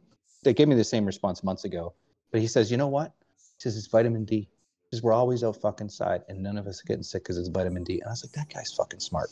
That was a homeless dude who told me that. So what happened? Yesterday in the news, they're saying that a lot of people, now the studies come out, a lot of people who get sick from this COVID are lacking vitamin D. And I found it fucking just perfect timing. Like 2 weeks ago, I asked them that question, and 2 weeks later, this article comes out talking about lack of vitamin D causes sickness, right? It causing the flu or potential flu. So, well, that's weird. I think the process of these psyops are to control the movement, right? That's obviously what they're for. So flat Earth is put in place to control a movement. It's designed to make us rethink, a group of us to rethink, or it's designed to see how successful their system is. It's the same thing as doing the masking. If we're going to put these mask implementations in effect, is how many people respond to it, and let's see how many people still believe us. You put flat Earth into the system, we'll see how many people still believe in the spinning ball versus people that don't. So they gauge it, and if they see the tide turning, then they start implementing their psyops. Yeah. Right. Yep. Which means controlling it, moving the movement, putting in people like Mark Sargent, putting people like Patricia Steers, putting people like Rob Skiba in place to give this apparent validity to it. The other flat earthers have joined in, but then realizing that they're actually, there's a greater purpose for it. Like I sound like Pete Shea now. There's a greater purpose for it. Kind of reminds me of when you talk about what you're saying there, that it kind of reminds me of the Byzantine Empire when Christianity became, first they were crucifying them, but then when they saw that the movement grew and grew and it was a majority, they just adapted it. Do you think they're, I'm just looking it up now, but are you trying to infer that they will potentially accept flat Earth as a secondary thing? Well, yeah. Eventually, if it's the truth, if what we're saying is true, and the Earth is flat, and the gas pressure, all that stuff that we're talking about, eventually it will come out. And once there's enough people that are believing in it, they're just gonna say, "Oh yeah, we knew it all along." They're just gonna adapt it like the Byzantine Empire did with Christianity. Well, I find it a little bit. I think there's going to be some pulling teeth before that happens, man. Oh yeah. There's going to be turmoil. I mean, it's not going to be an easy transition, but eventually, what choice do they have, right? Well, here's the thing. Why I just don't. I hope. I mean, that's ideal, obviously, because I think it would make a better human. Somebody who's going to not just easily believe everything. I think that's always a better. Well, it could be catch-22, right? Because then it shows that nobody believes in doctors, nobody believes in basic science or basic medicine. So that could be a dangerous slope. And I think that's what the motivation is towards, is actually to discredit science and discredit medicine. And I think you're going a bit too far there. I'm not talking about. I'm talking about pseudoscience. We're not talking about the actual. But flat Earth is pilots, the actual engineers. We're not talking about that. Yeah, but flat Earth is the end of all debates when it comes to conspiracies, right? Ideally, but then it leans towards what is medicine and how, the virus theory or the germ theory, right? It leads all into these questions, right? So it's sort of directing us to question everything, because everything under flat Earth, it's imposed that everything's a lie, the whole system's a lie, right? That's the ticket. I don't subscribe to that everything is a lie thing. Yeah, but I see where you're coming from. So that's the impression that flat Earth is giving to a lot of newcomers. A buddy of mine called me up. He's like, "You don't believe the Earth's flat, do you?" He's like, "If you believe the Earth's flat, everything has to be a lie." I says, "Not everything." I says, "Where do you get that impression?" Well, he runs down the list: your music, your housing, your bank. I was like, "No, all that stuff is just a system created. It doesn't mean that it's a lie. It means that there's other ways to tax people, and we're going to come up with fantastical fucking ideas to steal their money." That's really what it's about. Guys that say, "Oh, you don't believe in time dilation, then how do computers work?" You know what I'm saying? Hello. You're talking on an iPhone, aren't you? I've heard that. But how are you communicating with me? Jeez. That's applied sciences, right? That's actually something that's tangible. That's the scientific method. That's trial and error, cause and effect, right? Yep. So that's real science. Yeah. So you can say, well, that's real science. That's how it got made. Now, show me your Arthur C. Clarke satellite going in orbit. Like it's the same thing too. I get the satellite is proof of a conversation. And I don't know if you've done. Bro. Did you hear when I asked Rumpus before? You mean the wood in your car, if we're traveling at the speed of light, would shrink? And he's like, yeah. Now you're getting it. Yeah, that's their idea of the gravity well, right? It enters a gravity well and it shrinks, and that's the bending of space-time, and therefore, absolute nonsense. But what I'm doing is, I don't know if you've done this, Brandon, but I'm setting my camera up to 60 frames a second, and I'm going to start, because I got a lot of satellites above my house here.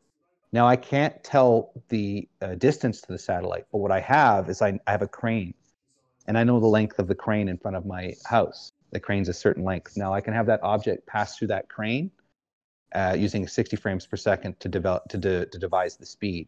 And because it's consistent and pattern-based, I can assume two facets. I can assume the height or the distance, essentially, and do two different variables, right? Do it where they say it's 90 miles or 250 miles, and do it where it's 60,000 miles, and then crunch the math based on the observation. So I don't know if you've done that kind of stuff, tracking the velocity of something through the sky based on your frame rate of your camera, how many frames it travels. No, I haven't. No, I ought to try that. I mean, I've got a P1000. Does that do 60 frames? Yeah, I think it does. You can do 24. It doesn't matter. 24 or 60. Doing 60 just means more frames, right? So when you go to slow it down, you can have smoother evidence. So I want to do stuff like that because, look, there's obviously something in the sky. I'm sick and tired of these flat earthers just avoiding the conversation of what's up there. We don't know, like the Nathan Oakley of the world, like saying, fuck, it's in the vacuum of space, therefore it's void. Okay, I see the object. It travels a certain velocity. Now, because it's pattern-based, in other words, now the pattern's not always the same, mind you, but where I'm at and the activity is pattern-based. In other words, there's always satellites in my vicinity, always traveling along this crane that I can measure the distance to. Now, the problem is that, you know this, I'm sure, is that if the object's closer and moving past the crane, it's going to have a different, ideally a different, can have a different speed velocity. based on the distance of where the object's being visualized. When you measure, like when you measure like a car moving on the ground, you have the little white sticks, so you can see the car travel 20 feet along these white sticks, these meter sticks, and then you can devise the velocity or the velocity of the vehicle based on that. So under those principles, I should be able to get a velocity, because what do they claim? They claim it's traveling 17,000 miles an hour, right? As long as you don't have to bake a lot of assumptions in, I'd be interested in seeing what you come up with. Me too, well, that's the whole point. For the light, they call the ISS. If you can do that, because I filmed it myself, and I can tell you it don't look like it's going 17,000 miles an hour. I agree with you. I don't even think it's 250,000 miles. I think it's maybe 60,000 feet, 70,000 feet. That's it. Yeah. That's what because the reason why I'm saying that is because my observations, okay, when I look at aircraft, now if you're around an airport, you're nearby an airport, you have patterns, you have flight patterns. They're consistent. They fucking come in the same and they take off the same. When you time lapse that footage, you can see the flight paths come in. You can see them land. You can also gauge their distance and height. Now, granted, what is it, 150 feet? Or something like that. The size of an average plane, 150 feet. I could be wrong with that. Maybe it's 350 feet. I think it's 150 feet. Something like that, around there, yeah. I think So I think it's 150 feet, an average plane. So you can, you can see this object moving. You can see the height it's moving at. My idea is to log this information near the airport where I get these consistent height flight paths, and then compare it to the satellite flight paths. And the problem is I can mark it on a mountain, the size of a mountain, the distance from the beginning of one mountain to the end of the mountain. But I don't know if that object is directly above the mountain. That's the only problem. Yep. Right. So that's the only hiccup that I'll run into. But I should be able to deduce, not induce, but deduce from the pattern observation some type of velocity change, some type of speed. So we'll see how that works. Yeah, give it a try, man. Because there's stuff up there. Yeah, I mean, there's no doubt there's stuff up there. They've got more UAVs than people are generally aware of. They've got little blimps that they put up there that can stay up there for, days or whatever, and read a book from 6 miles away and all this shit. And that was 15 years ago when I was in the military. They got all kinds of shit. Exactly. So what I think my prediction here is based on pattern is that they're just having a fucking heyday with all the new tech. They have airspace they can fly into. They have authorization to fly. They mostly fly at night, obviously. I've seen shit here in Chilliwack. I'm in Chilliwack, BC, next to a military base. I've seen drones that I've never seen before. Me and my partner were hanging out one day at a fucking park, and we saw this thing zip by, not once, but twice. And we're like, what the and it was like just not like the DJI drones, okay? Like not like the Matrice or Maurice or whatever you want to call it, the big ones. Like this looked like industrial, crazy, weird dome, fucking all these bubble lenses around it and shit. Just a weird ass thing. I've never seen it before. So when you see this stuff, you're like, and then you go out at night and then you're near it and you can see the sky just fucking lit up with all these objects moving around. I always looked up as data. If you can do the calculation, because think about it, man. The ISS is traveling, they tell us, many, many times the speed of a bullet, right? How can a human eye see something traveling many, many times the speed of a bullet? Is that possible? Like at 150 feet in size? Yeah. I don't know if that is possible. You'd have to. I mean, where do you ever get to see a comparison to it? Exactly. Can it travel at 17,500 miles an hour? I think Nolan. We're assuming right from the get-go. We're begging the question. We're giving it to them. 17.5. Can the human eye see that? I say no. Well, I think they can see a light possibly travel that fast. But then again, I'm just speculating. Well, here's the thing. I'd like to see the numbers. Nolan, JT Nolan, I think his name is. He did the ISS frame rate, where he had two markers. He's basically gave me the idea to start collecting this data. where he had 2 markers of land and he photographed the ISS traveling between these 2 marker points. And I think he came up with 18,000 miles an hour. I think that's what his math worked. Yeah, I think what his math worked out to be. And I have to go back. This is like a year ago. I saw this shit. I can't remember. At least over a year. But JT Nolan did it, and I realized that I was watching some radar footage here, and I realized that according to the radar, I actually don't need to know the distance of the object. I just need to know how. I just need to have a marker and know the distance between point A and point B, and then I can calculate that speed based on the frame rate. I didn't actually need to know the distance. However, this is a car on the ground on concrete moving across lines where I'm looking at an apparent object travel, an apparent position. So it may have the same fundamental idea of capturing it, but because I don't know actually the path of its traveling is actually that marker distance, unless it's directly above me. And then if it's directly above me, then I have those 2 markers, or sorry, directly above those 2 markers, then I probably have more consistent data. So I have to figure that out, right? And I have apps and stuff. They don't tell you the fucking pattern that these random satellites are going up in the skies. They don't tell you where it's at. The only thing I can do is okay, so if I have that mountain there and my house is here, I can look on the map and see the object traveling to my house over my head. I'm going to guess at what point it meets the mountain, but I can tell you what point it reaches over my head, and then I can film that, right? So we'll see what happens. So you're saying your zenith and then follow it down to the mountain, correct?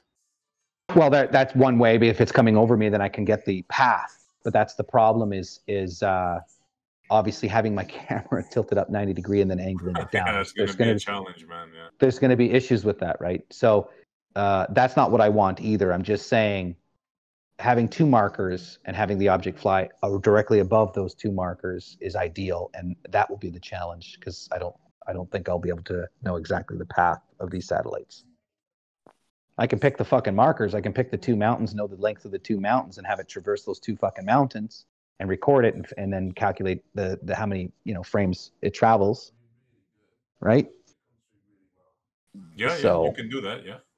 I remember 20 years ago. I don't know how long ago. Let's say 20 years. There was an Australian astronaut who was in the space shuttle, and I remember it came on the news. If you want to see Roger Ramjet fly over South Australia, look on the southwest horizon at 9 o'clock at night, and you'll see him travel from southwest to northeast, blah, blah, blah. So I remember going outside and watching it, and I saw this thing. And what I can tell you, man, is this thing was fast. Like, we've all seen an aeroplane in the sky and how long it takes to get from horizon to horizon. This thing traveled, it was a light at night. It traveled from horizon to horizon in about 6 minutes, I reckon. I remember thinking, now, I don't know what it is. I don't know how high it was. All I know is I myself saw a light go at an unbelievable speed across the night sky. So it traveled 6 miles according to your observer view in how many minutes?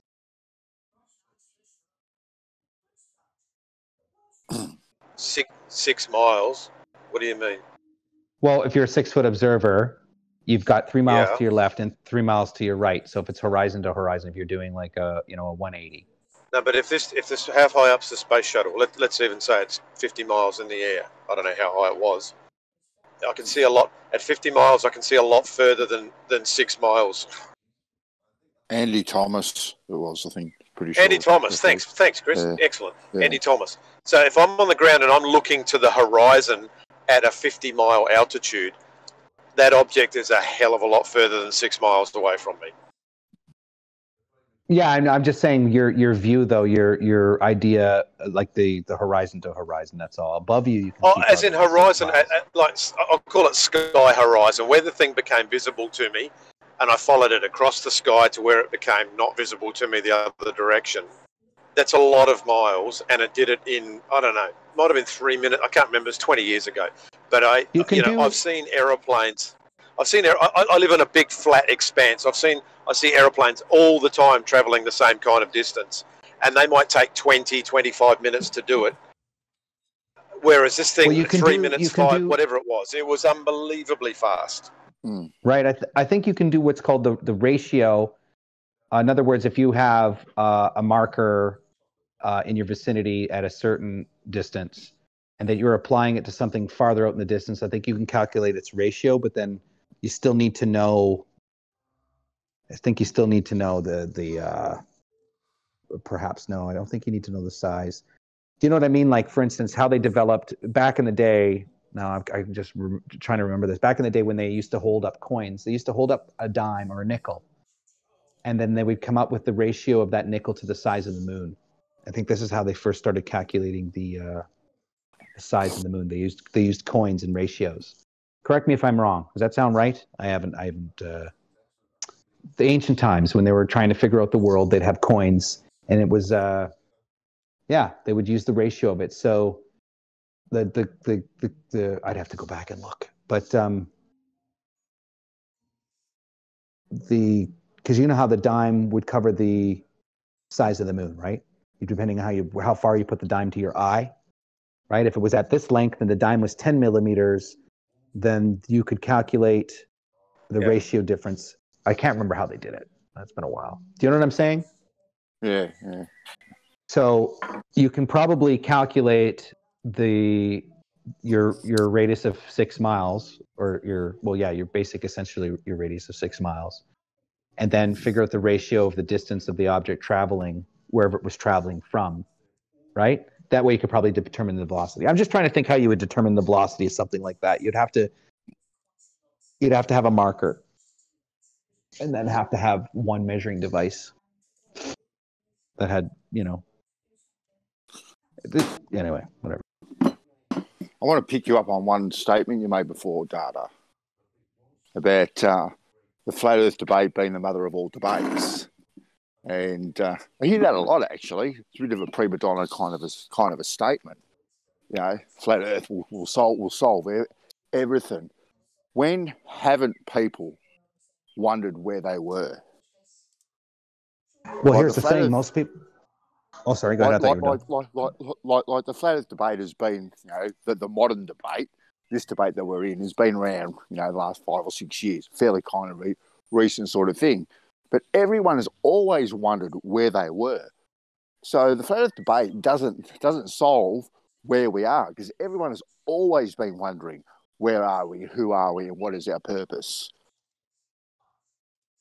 I'd actually have to disagree with you, and I think they know. I think now they know exactly where they're at because people don't give two shits, and so I think this is what they're doing to change society, is because people don't give two shits anymore. People are so entranced in their materialism, their popularity, their successes, that they actually don't give a shit.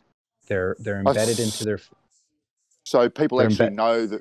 So people know that there's a God, or that there's a dome above us, or the Earth is flat, or whatever the case may be, the Earth is a globe. People actually know these things, do they? No, I'm not saying they know things. What I'm saying is people on the average don't care. It's the same thing as the moon landing. If you really went around, did surveys and asked people, which I've done, they don't give a fuck. The average person doesn't give a fuck two little scripts of whether Elon's going to Mars or not. They don't care. They don't think about it at all. No, for the most part, they don't. I'm not arguing whether or not people not care or not, right? But everyone, if you've got kids, has been out the backyard at night and looked up at the sky. Or everyone's looked up at the sky and gone, fuck, where are we? What's up there?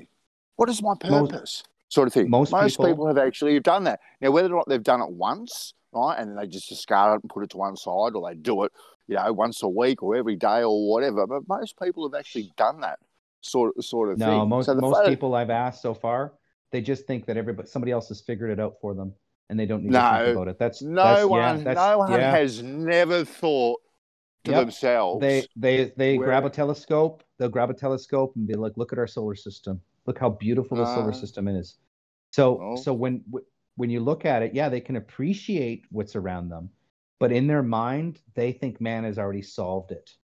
They already think that there's no places to discover anymore. They already think that man has found the secrets to the universe. People believe it. And when you say, and the reason why is because when I say to people, how much of the universe have they discovered? They'll be like 80%. I'll be like, no, they've only discovered 5. In fact, 95% is unknown. They're like, what? So people may have like that. People may have a preconceived idea, right? That's been planted in their heads that there is a universe and galaxies and all that sort of stuff above us, right? So, but you put that aside, put that preconceived idea aside, right? People still look up and go, "Where the fuck am I?" Even with preconceived idea in their head. I would say that you're right, but from my generally you should be right, but from what I've gathered, Canada 64% atheist. Okay, most of our population don't believe in God, don't think they come from a monkey. They, it's different. America is 70% Christian, 70% white, and I think 60% Christian still. So there's a huge Christian base in the United States, and I think that's why Flat Earth works well there. Yeah, UK, but even if you think you came from slime, right, you still think to yourself, well, where did that slime come from? Where did it actually come from? Where did my original piece of slime come from? No, they might not care. I'm not saying whether or not they care or not. That's not my argument. That they actually care or not, because most people don't. Because most people are caught up in buying flat screen TVs and brand spanking new cars and bloody mansions and all this other sort of stuff. Well, that's what they care about, really, at the end of the day. That's what people care about. But majority of people have actually gone, fuck, where am I? Sort of thing. Oh, yeah, I would disagree with you that most people have actually thought that. Now, whether or not they care or not, yeah, that's a different argument. Well, what I mean by caring is they don't give the thought to care about it. I've met people, because part of my job, part of my previous work experiences were to actually meet people up to a couple hundred a day. So not that I asked this question, but I have. Part of my documentary, part of my research over the last few years was to ask people these questions. And if you find the downtrodden or be more receptive to it, they're more aware to talk to God about God and creation and life and existence, the downtrodden, the weak, the poor. You find the upper class really don't give a shit about it. They don't care to talk about it. They have no interest in God. They don't care where they're at all. They have just no thought towards it. They just don't care. Now, if you're hard pressed somebody who's very wealthy, sort of a religious standpoint or religious belief, most of them, my experience, are non-religious. They believe they come from soup and that life is just random, and when you're dead, you're dead. That is the general consensus. So through that thinking, I don't think there's a lot of pondering of where they come from, because in their mind they already know, and they've chosen an atheistic, nihilistic, or whatever it is. You're dead, you're dead. I don't care. Fucking this is just a blimp on the screen, right? Oh, yeah, look, exactly. One of my best pastimes when my kids were little was being out in the backyard. I'm not quite lucky. I live out in the country here. And being out in the backyard in the middle of the night, just we all lay in the grass on our backs and just looking up, right? And, yeah, I filled their heads with bloody Star Trek and bloody rocket ships and all that sort of stuff. But you were still on your back just wondering, where are we? Can we get here? Can we get there? Sort of thing. You're a good dad. You're a good dad. You're getting your kids to think outside. Yeah. Yeah, that's what good dads do. Good dads get the kids to wonder about where they're at, not tell them where they're at and then put it down. The funny thing is, I don't do, even though I am an advocate for learning about where we live and learning the math and physics and sciences. I don't impose. It's like religion. I believe in God. I believe there's a creator, but I don't impose it upon my children. I get them to wonder and make up their own mind from it. And the idea behind that is they will have to make a choice at one point. And I always tell them, eventually in your life, you'll have to make a choice. You'll have to choose that you come from creation, or you'll have to choose that you come from random nothingness and big bang.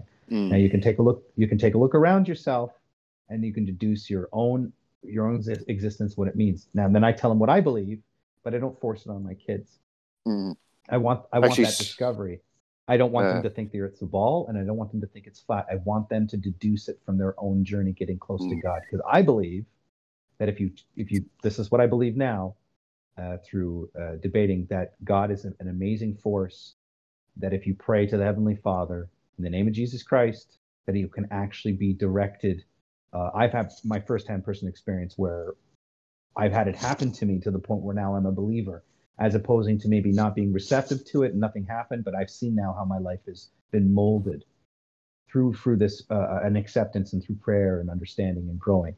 We all make mistakes, but I don't want to impose it on my kids. I want them to know that Jesus is real and God's real, but I can't force them to decide it on their own. They have to feel it for themselves. So good dads allow the door to be open, and now that's actually catch-22, because when you say allow the door open, I still have standards in what doors can be open. I don't allow all doors to be of open. course. There's got to be boundaries.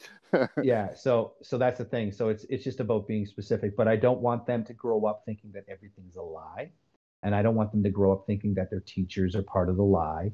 I don't want them growing up to think that their doctors are part of the lie. That's wrong. That's flat out wrong. You don't teach that to kids. So teaching them to question the doctors, that's a great thumbs up. It makes them smarter. Go look up the thing, go look it up. Question the teachers, that's awesome, thumbs up. But to come across and try to teach people that it's all a lie and it's for nothing, it's just horribly wrong. So nothing wrong with questioning. Yep. Nothing wrong with questioning everything. Getting a second and third opinion on stuff, fourth and fifth opinions too. Damn Skippy. That's where it's at. Making an informed decision. But it's like anything. Do you want to be forced to believe in a particular religion? You know, do you want to be forced to believe that the earth is flat? Do you want to be forced to believe that the earth is a ball? You know, I think it's just teaching people how to read. And I'm terrible at grammar and all that stuff myself. So I know that if you work at it, you can get a better comprehension of things, a better understanding of, you know, what you're being presented. You know, it's the same thing as the cases, using statistics, lying with statistics. We're going to use the word fucking cases to indicate danger. There's 1,000 cases today, people. 1,000 cases of what? We don't know, but there's 1,000 of them. Right. So it's just like discern. How does my kid know that that's a form of trickery? How does somebody reading that deduce that there's something odd with it? Where's the deaths? Why do they keep saying cases? The deaths are more important than the cases. So how do you teach that to children? How do you teach, you know, them to look for that in the literature?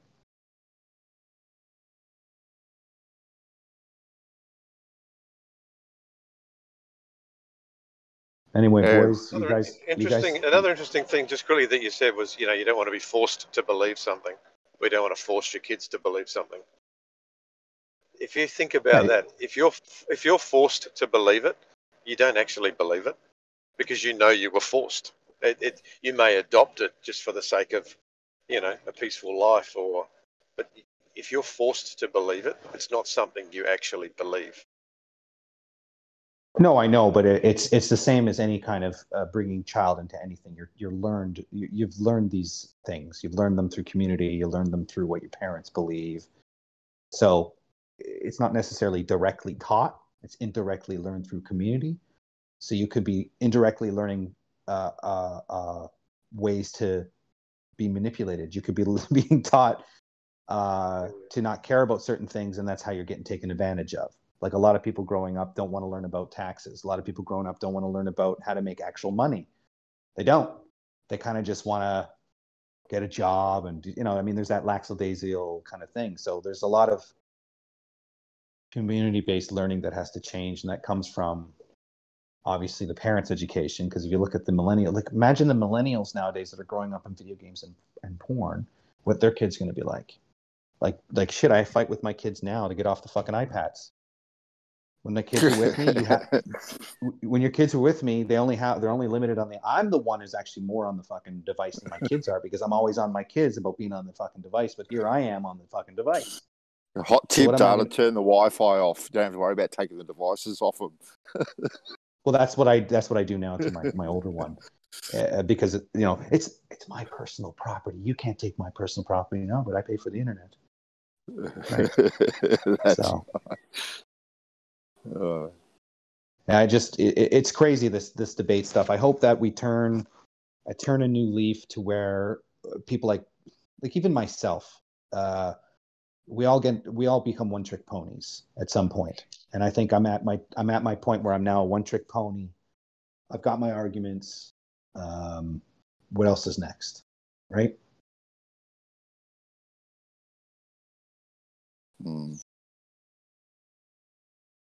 Because this is all about the one-trick pony, man. That's all this is about. Saddle up. Basically, right? I mean, I get a kick out of some of the debates. Of course, we wouldn't be here if we didn't. No, exactly. Well, it's interactive, isn't it? Data. That's what's cool about it. It's more interactive. Well, it's a replacement for me in the sense where prior to all this stuff, I actually was more active, went out and socialized.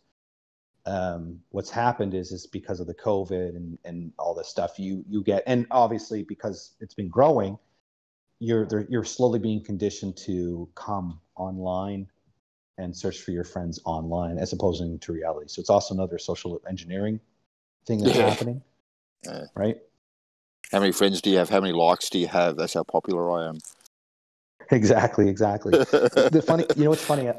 Have you guys ever used Flat Earth to get rid of friends? I push my friends with Flat Earth, actually. I push the boundaries. Well, I got rid of a friend with Flat Earth. It was just real easy. He goes, dude, you can't talk to me about it anymore. I said, and then I just kept talking about it.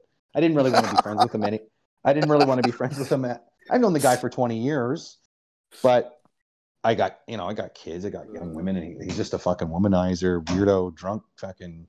Put it this way: I went out with the guy one time, and we were out on the street, and he accosted I didn't know this lady at all. He accosted a stranger to me because he lived in this neighborhood.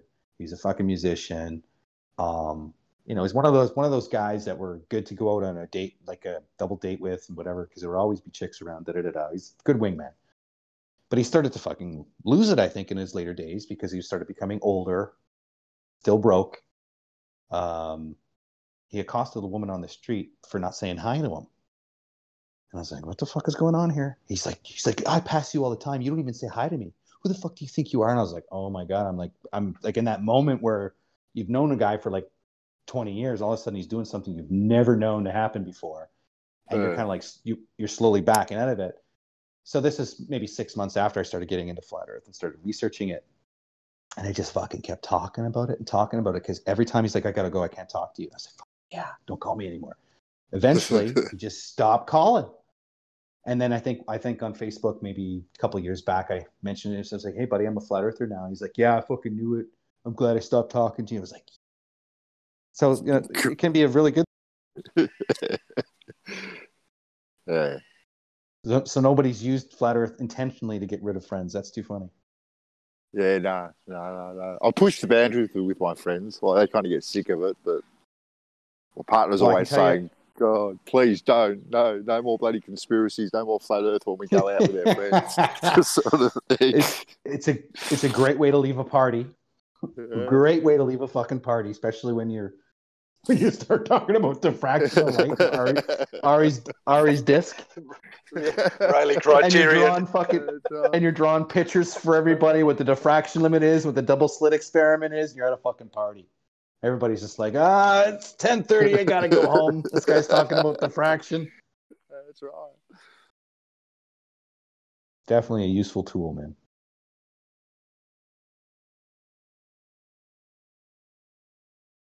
Is Brandon still recording this shit live? Maybe not. Who knows? It says live, so I guess. All I know is you always go under the premise of I'm being recorded. Yeah, no shit, right? Have you put up yesterday's after show yet, Brandon? That big long one?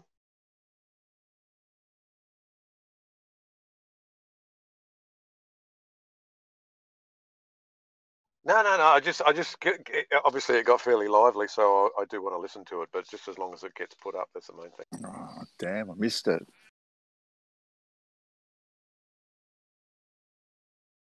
Yeah, you got to have good content. So.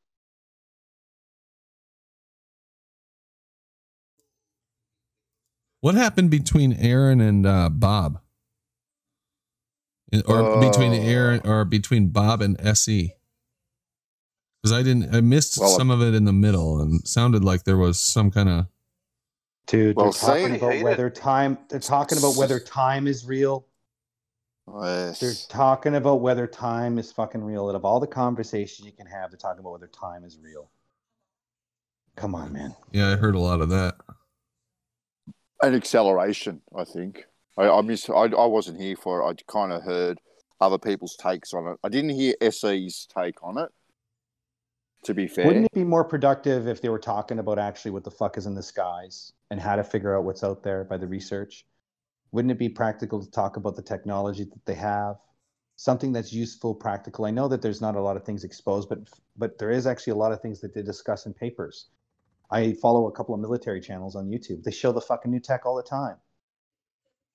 You know what I mean? So I don't understand why we don't talk about that shit. Like the way I look at it, Brandon, I know you left the military, but there has to be a fucking good group of dudes in the military that are looking out for people. You know what I mean? It can't be just this fucking shit show, gong show. There has to be a patriot in there, some sort of group that are patriots, that know the fucking shit is a psyop and know how to control populations, but it deep down comes down to it. They have the same fucking family values as you and I do. Yeah. So I want to get with that crowd because that crowd is the fucking no bullshit crowd. Now I'm no tough as nails as these guys. Some of these guys, like I laugh at all these guys playing video games compared to what some of these guys are fucking capable of. That and the Russian guys. The actual military guys here that fucking live and breathe that shit, and the Russian guys, they just like, and they like these social justice warrior fucking Call of Duty guys, Antifa fags that come out and do all that shit. They have no idea what these guys, like, just as an example, looking at some of the Russian guys and what they do for fucking fun on a weekend compared to what we do out here in Canada and the United States. It's a joke. These guys in Russia will fucking wax these guys in the States. Right. The ones that I see playing the video games and all this other shit. So, like, I don't know, man. I just talking about fucking whether words are real. Come on, man. Do you see the point in that? Well, I think you go round and round in circles a little bit. The way that you put it that way, whether words are real or not. No, I mean, obviously words are concepts. I understand that. It's the concepts behind the words that are in question. But I know, but they're saying words aren't real. And when somebody's coming into flat Earth and you have somebody who's a flat earther or championing flat Earth, it's like words aren't fucking real. Oh, that's fucking fake. That's all fake. It's just like, are you here to make it worse, or are you here to actually get people to look into shit? Yeah. Anyway, that's what I see it as. Like talking about whether time. Yesterday was we're talking about acceleration, and they were saying that acceleration is not real. That's the beef we had yesterday. See, man, you got more aggravated yesterday than I've ever heard you. When I just came back into the car and put my headset in, and you were launching on a couple of people. Yeah, because I had the dynamic trio. I had Right the Hand, Bob Dole, and Aaron. Yep. And they were all over me about that acceleration is not real. Yeah. Yeah, no, I'd never heard. I thought, geez, I don't know what's going on here, but I've never heard SC so upset.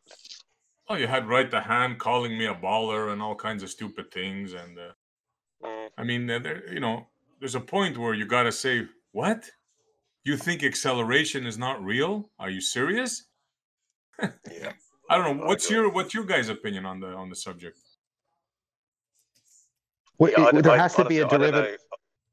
So I just quickly, I don't know what Chris just seems to have a bee in his bonnet on this subject, and I don't quite understand it myself. How I said earlier, if you take anything to an extreme, I just don't think it's healthy. And no matter what it is, I just think he's at the extreme in this particular area of life. I think he's way out in left field. Well, there's a guy, I don't remember his name right now, but he's actually looking to change the syntax of the English language to remove any kind of racist implications. Yep. So and there is Yep. Yeah, exactly. So this is where I find his basis of his argument is trying to change the syntax of words.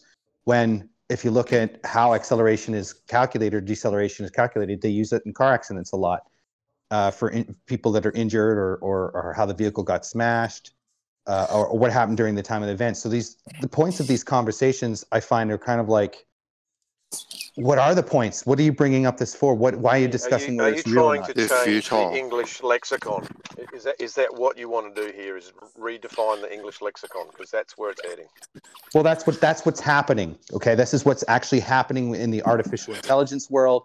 This is what's happening in the leftist paradigm when it comes to gender neutrality. They're actually literally trying to change the syntax. They're trying to change whatever you call it, the lexicon, the syntax, the What's what?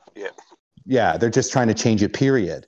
And I find like, okay, why are you doing that? It's to sow into the belief system that everything you presented is not real, so that you got to start over, and that is a fucking lie. Acceleration and what it's implicated or how it's applied and what's applied to is a different conversation altogether. On a simple ground day-to-day basis, acceleration is just a quantified measurement of a rate of change between. It is what it is. So that's all it is. So why are we discussing that? Why does that need to be changed? It's baller language. No, it's not. You know, why do you pick a fight that you can't win? Like what? What are you trying to say? That's my point with Right the Hand. Why is he doing this shit? Why is he talking about belief systems to the point where words are now the subject content? Yeah. Okay. Then he goes and he makes a video about me. I wake up this morning and I see I toe tagged SC Montreal. What? The Three Stooges toe tagged SC Montreal? Not in your wildest freaking dreams. You know, the guy's going off. If you ask every one of us to define acceleration, all of us here, within 99%, will have the same description of what we understand acceleration is. That's all we need to know. You don't need to. You don't need to take it beyond that. It's not something that is gonna corrupt anyone or change anybody's life, you know, for the worse. That we all understand what this word refers to. That's all it is. But they're fighting over the word. Video about a fellow flat earther and say that you tag them. I mean, are you serious, you clown? The guy's a clown. Seriously. He's turning. I told him he's turning into a Pete Shea. You know, slowly and slowly, everything is a lie to him. You know. So do you understand my position today and why I came after Right the Hand? Of course, bro. Of course. Yeah. Of course. Everything going around conveying to the world that everything's a fucking lie is a disingenuous troll attitude in life. Yeah. He doesn't believe in oxygen. He doesn't believe in the Coriolis effect, the gas pressure. Fuck them. What the fuck are you doing here? Who the fuck are you? Did you redefine? You're gonna redefine everything for us. You think you're that much fucking smarter than us? Fuck He you, doesn't right believe now. in anything, Montreal. He doesn't believe in anything. Yeah. I had enough of this fucking clown. What would be the point in displaying this sort of attitude towards, you know, what would be the point? Why are you trying to do this? Is my question. What argument do you have? What is your point? Me, like, I was trying to tell him, listen, I was trying to tell him, your argument, it doesn't make sense. Like, if you say that, you look bad to the ballers. And then he turns around and he calls me a baller. What? Are you serious, dude? You heard me fighting with the ballers for years on Jose's. You're calling me a baller? I'm calling you a clown. I wish he was here to defend himself, but we'll have another go at it. What's Brandon? What's your position on this? These arbitrary words and whether they're real or not. Do you think it's a worthy conversation? Yeah, Brandon, you have to take a side right now. Come on, Brandon. Step up. Step up, Brandon. Yeah, man. I mean, I think it depends on the context that we're talking about. Acceleration. I don't necessarily have a problem with talking about acceleration. I mean, I don't know where he's coming from. Now, if we're talking about downwards acceleration, I might balk at that a little bit. But if I throw a baseball, you know, it accelerates, right? A car, you push down the gas pedal, it accelerates. That concept seems pretty straightforward. That's what I was telling him, bro. Exactly that. Yeah. We all know what it's describing.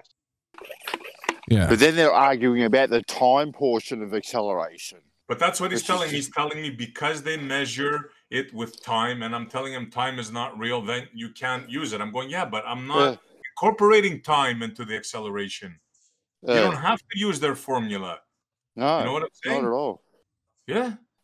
Acceleration It exists. depends on what you're calculating for, obviously, because if you're an insurance adjuster or a police and you're trying to file a police report on an accident, you're going to have to use a system set up to convey the results of what velocity, Correct, what but I impact, don't what need change, a what formula angle. to show acceleration, right? No, exactly. But it just this is what I mean. Like when somebody like Right to Hand comes along and starts saying that these things don't mean anything, they mean everything to somebody who uses them in the practical world. Yeah. So what is he saying of the practical world? It doesn't exist. Well, then how come everybody uses it? And then he goes, well, it doesn't really exist. It's just a descriptor. Okay, we got that. What the fuck is your point? But it's not real. It's not real. Oh my God, dude. Bullshit. Yeah. Obviously, you need time to be able to work out a skid pattern. So if Chevrolet if they bring out a new Camaro, how would he like them to describe its 0 to 60 acceleration? What would be the new way of describing that attribute of the vehicle? How many lunar cycles per year are you traveling? How many hairs from his chin can he swallow while it's going? Come on, dude. You picked the wrong guy to mess with. You know, it's funny that you say that. The Egyptians calculated the 365 days by the star cycles. So they have 36 cycles. So it was actually nothing to do with time to get the days. It was just the cycles of the stars. It's the time is just a cycle anyway.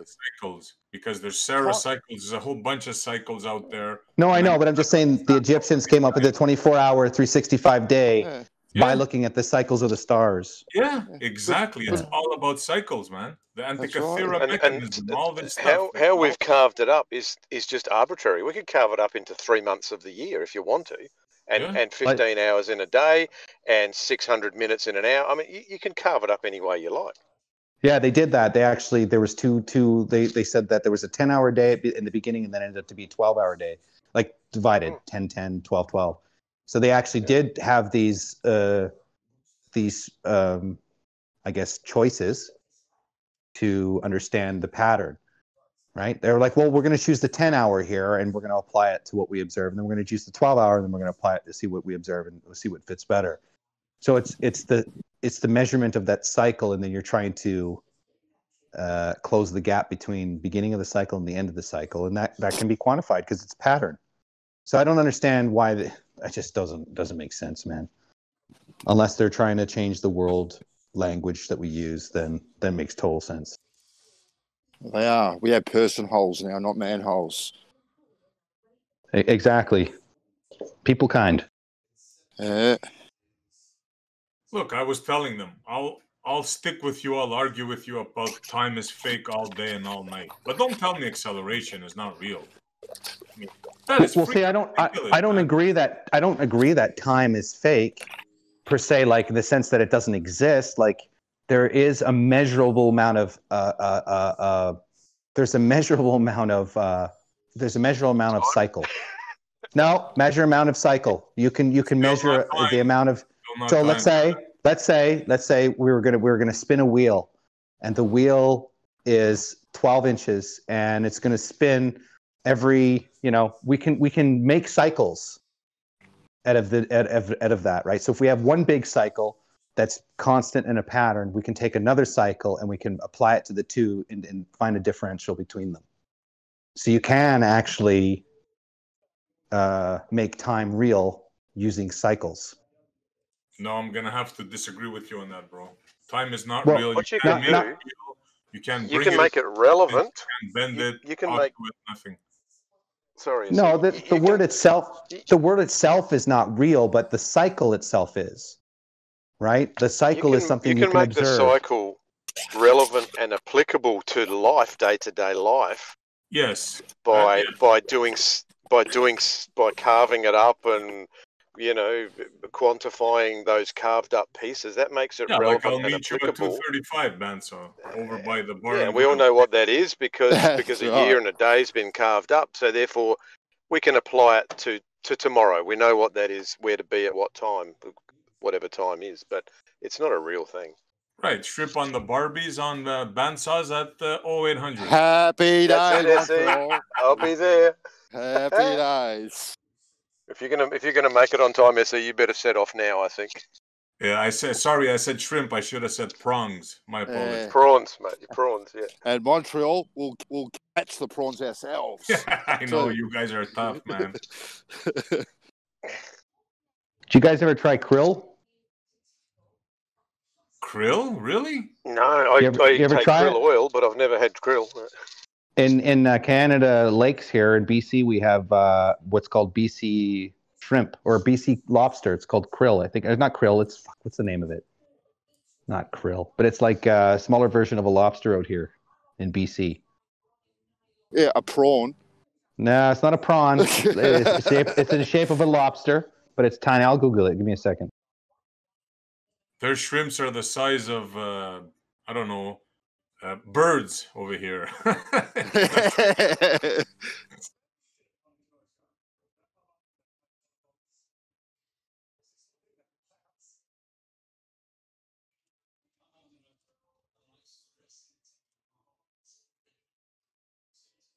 You know what's freaked out about Australia? All your insects are freaking out to kill you, and they're like 3-4 times the size of our insects.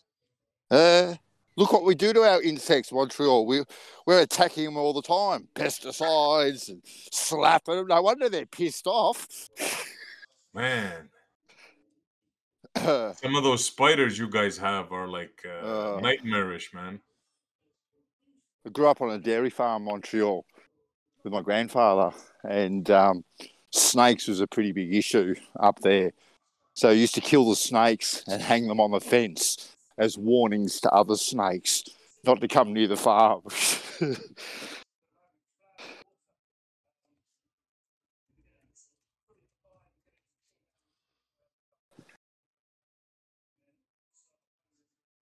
That's not a knife. This is a knife.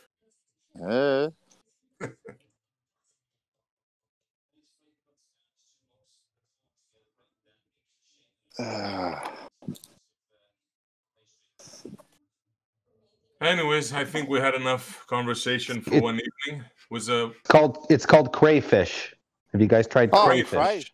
Crayfish, yeah. I tried them here in because in Jones Lake up in Chilliwack we got all these crayfish here, and I caught a whole bunch. I couldn't eat them, man. Didn't taste good at all, man. I cooked them up with salt, butter, and everything, and they just tasted like bland rubber. Crabs. The crabs are different in the ocean here, but this is just freshwater lake, right? And yeah, they're just crayfish, so they're just like mini lobsters. Okay. You know what? I love New England clam chowder. Oh. I can eat that by the bowls, man. Come on, guys, you're making me hungry talking about prawns and crayfish and lobsters and stuff. One of my bucket lists was to go down to Boston and do the Boston. They have the new England chowder and Boston Chowder Festival. It's like who can do their best chowder. And one of my goals, actually, one of my bucket lists, not a big bucket list, but was to go down to Boston, and then go down to Texas for the smoked barbecue. Because in America, man, you got all these beautiful places to go to during the summer for all these cook-offs. Oh yeah. You know, Canada is not so much. I knew you're close to Montreal, right, SE? Yeah, I'm in Montreal. Oh, you're in Montreal. Uh-huh. Right. Well, SE Montreal. There you go. Yeah, fuck. Okay. Yeah. Well, you guys, do you ever go to the jazz festival in the summer there? Oh yeah, Like we got some good eating down here too. Yeah. So during the jazz festival, the Just for Laughs comedy festival, do you guys have the Fringe there? Does the Fringe happen there? I don't think so, but the jazz festival and the comedy festival, those are two really big events. Yeah, those are the time to go down to Montreal is during those two types of events, right? So yeah. Do you ever go down to the jazz festival? Oh yeah. We go You down. do it, eh? There's free events, Now I don't know how it's gonna be next year, but yeah. Well, do you hear what they're trying to do now? They're trying to make interactive concerts at home for people. So Not the band, a fucking Zoom concert. yes, dude. No. So this is what they're doing. Yeah, dude, it's gross. Ticketmaster's fucking gross. So they're trying to. So this is the idea. It's going to be more personable, right? So in other words, you'll have like maybe, I don't know how they're fucking going to swing it, but the smaller groups of people watching the show, but you're going to be able to interact with the artist. So you're going to have yeah, dude, it's just fucking creepy as shit, man. There ain't going to be this social interaction, man. They want to get rid of this. They want us in little fucking white circles, man. That is sad. That is sad. Yeah, that's the music. And then what else are they doing for movies and new releases too? It's all going to go towards that Zoom platform, right? Oh man. Yeah, one of the best things as a kid was going to a concert and getting in amongst the mosh pit and getting right up there and Oh fuck, dude! You're gonna get like by the time that happens, man. There's gonna be like SARS-19, SARS-20 out there. The fucking band is gonna be having the vaccines out the door, or right outside the entrance. Before you can come into our concert, you gotta get vaccinated. We're actually talking about. I was talking about COVID last night with my kids, right? And they said to me, Dad, there's like 40 million cases worldwide, right? 40 million cases. Like, and they emphasized the million. And I said, hey, back up. Now, let's actually do some critical thinking about this. And let's actually just work it out, guys. All right? So work out what the percentage of that is worldwide. All right? You guys are good at mathematics. Let's actually work out the percentage. And it's like 0.05 of 0.05% of the world's population is actually, or 0.5%, one of the two, of the world's population is actually affected by this. So less than 1% it works out to be. I said, you got to think about the way they talk about all this sort of stuff. They make it sound all dramatic and, oh my God, 40 million cases. And they emphasize the million. But if you actually sit down and think about it, guys, it's not really that high at all. You got more chance of getting hit by lightning than you do of this COVID rubbish. Well, they say worldwide 3,700 accidents a day from car accidents. 3,700 a day die from that. So do the math. It's nowhere near COVID. Cancer in Canada is 228 people die a day from cancer. 617 are diagnosed a day. That's just on the record. That's just not. That's not what people show up. So that's there's tons of these statistics to show. Basically, it should be a lesson in statistics and how they lie with statistics. Exactly. Like they've shut down the whole of Australia data. They shut it down. They closed all our internal borders. Victoria, they turned Victoria, everyone's homes into personal prisons with curfews and fines and all that sort of stuff. Do you watch Rebel News? Do you watch Abby? Do you watch Abby? Yeah, I do. Abby's pretty good, yeah. Yeah, and if you actually look at the statistics, we've had 800 odd people in this country die from COVID, right? Or sorry, with COVID, not from COVID. I've got to correct myself there. With COVID, right? But then if you look at the suicide statistics are higher than the COVID statistics. But they're the not live exercise, dude. All they're doing is showing how dumb the people are, how entranced they are into their own bullshit. That they're stealing everybody's. So the idea is to bankrupt everybody, so that under international law, this is a speculation of mine, they bankrupt these countries because what happens is once they borrow all this money, then they have no jobs to return to. They remove the economy. By international law, whoever owns the debt can come and take them over. So this is what I think is the ploy, but it's the Five Eyes. See, this is what I find interesting. It's the Five Eyes. It's the Commonwealth countries. That are supposedly, the good guys, right? Not dealing with China, But then if you look at Australia, heavy ties with China, and in fact, I think they have more heavy ties. Let me rephrase that. Every state or country that has more ties with China seems to be more locked down. Yeah. So there seems to be a correlation between the two. So I don't know, you know. No, Australia is very heavily connected with China. Very heavily connected. Well, your fucking coal is being attacked by China.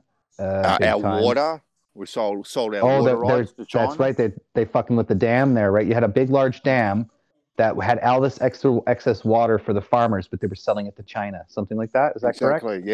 Yeah. And we've sold our artesian water rights to China as well. No one knows about these things. It's all swept under the carpet, right? And no one gives a shit. Really? Yeah, it's just done by your leaders. Yep. Yeah, that's right. You know, our ports are leased out to China and stuff. Yeah, no, China has a very big footprint in this country. So all the business guys that I've talked to, they claim including Bloomberg, they claim 2035 China will have full control by 2035. That's what they're saying. Yeah. Well, they're an economic might at the moment, not militarily, but they're actually working on that at the moment.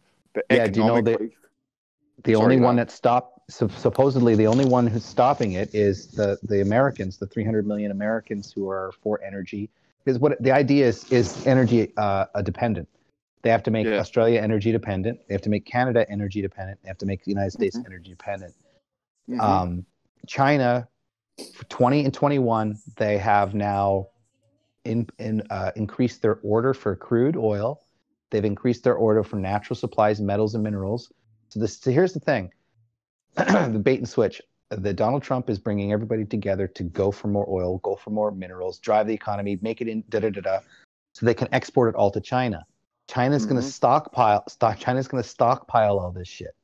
They're going to stockpile all the crude. They're going to stockpile all the minerals. Everything that's going to be sold from the United States, they're going to stockpile it.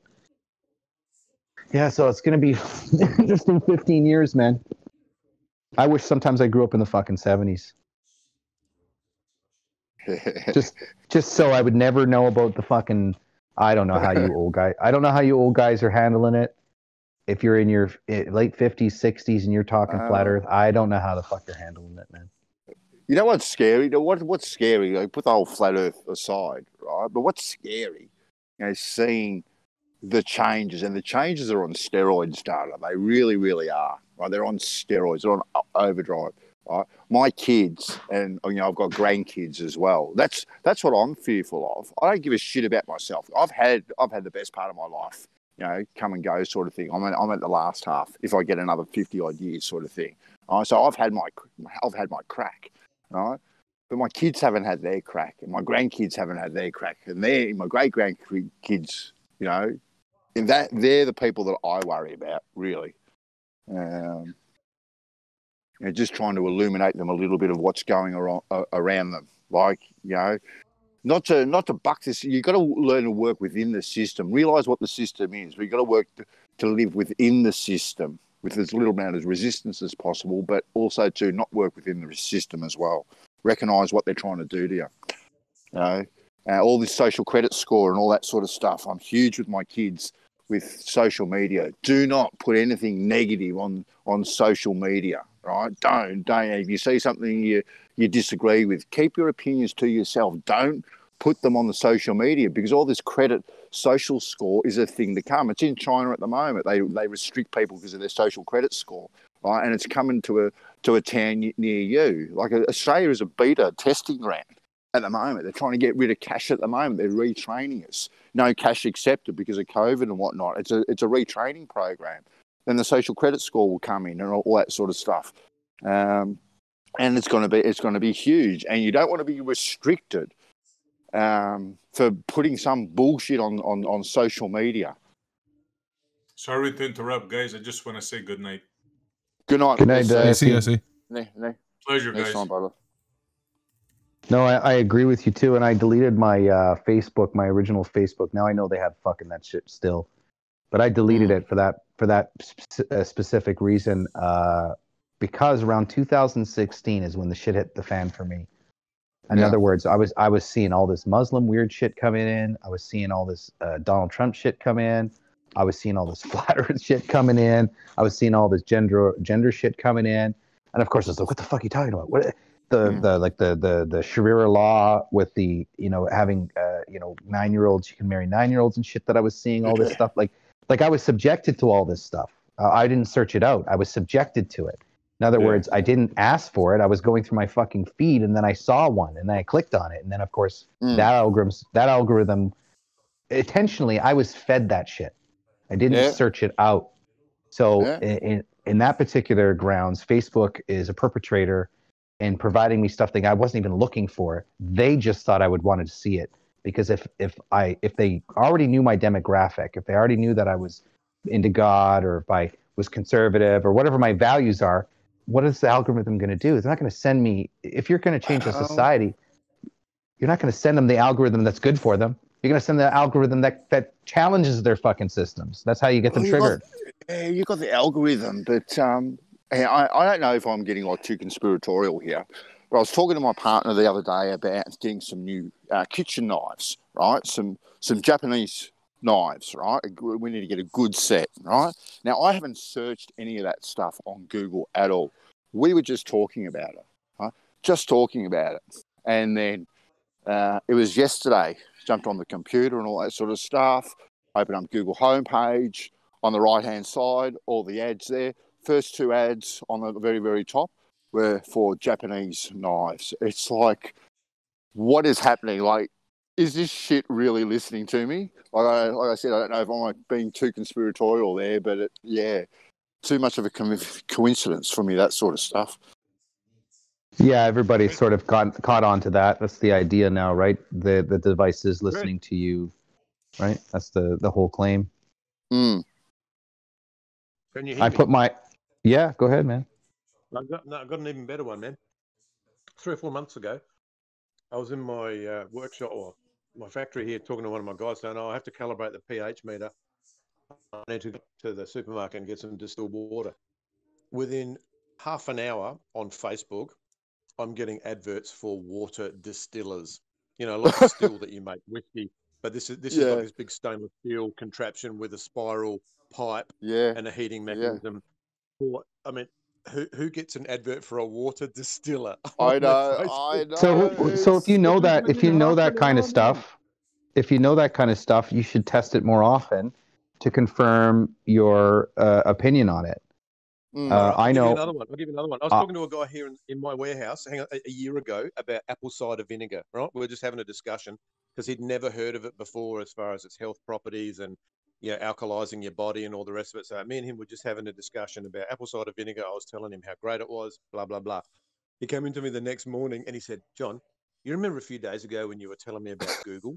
He said, well, yesterday we were talking about apple cider vinegar. He said, I have never heard of apple cider vinegar in my life. He said, last night on my Facebook, guess what? I'm getting adverts for apple cider vinegar. So do you think that it's because every time you sign into the app and put it onto your phone, you're giving the app permission access? To listen to you, 100%. What Apple's supposedly done in their recent updates. See, I had a BlackBerry for that particular reason, because BlackBerry had a built-in system to notify me if my microphone was being used through an app. So I switched to BlackBerry, and I was using it for a while, but it just wasn't powerful enough to run off of Discord and do all this other shit. Great phone, but it just wasn't powerful enough. So I switched to Apple because Apple offers the same thing now in their software. In other words, they have it's a feature that if you're running apps, you install them, but your apps act independently.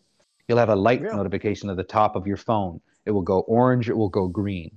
Now, I don't know if you guys know that, but it's in the new Apple update, the new 11, 12, blah, blah, blah, right? So every time I look, like right now I'm on Discord and the little yellow dot is highlighted. The little dot was to indicate this app usage. So I don't think that they should have the right to do it, but every time you sign over your app, you sign over the permission for them to do it. BlackBerry is coming out with a new phone in 2021 in April. It'll be built in the United States. It will be built in Texas. And it will be my last phone I ever own. The reason why I'm going with BlackBerry, unfortunately, because it's a catch-22, because it's the most secure phone in the world, which allows criminal activity to happen. But the way BlackBerry's designed though is designed to have everything on your phone stay on your phone, and that's what I want. Do you actually really think, though, Data, even though you can turn that microphone off, do you really actually think you can turn it off? Really? Exactly. Well, here's the thing. In like I said, BlackBerry has the Detect software that's an added software on it that monitors your apps.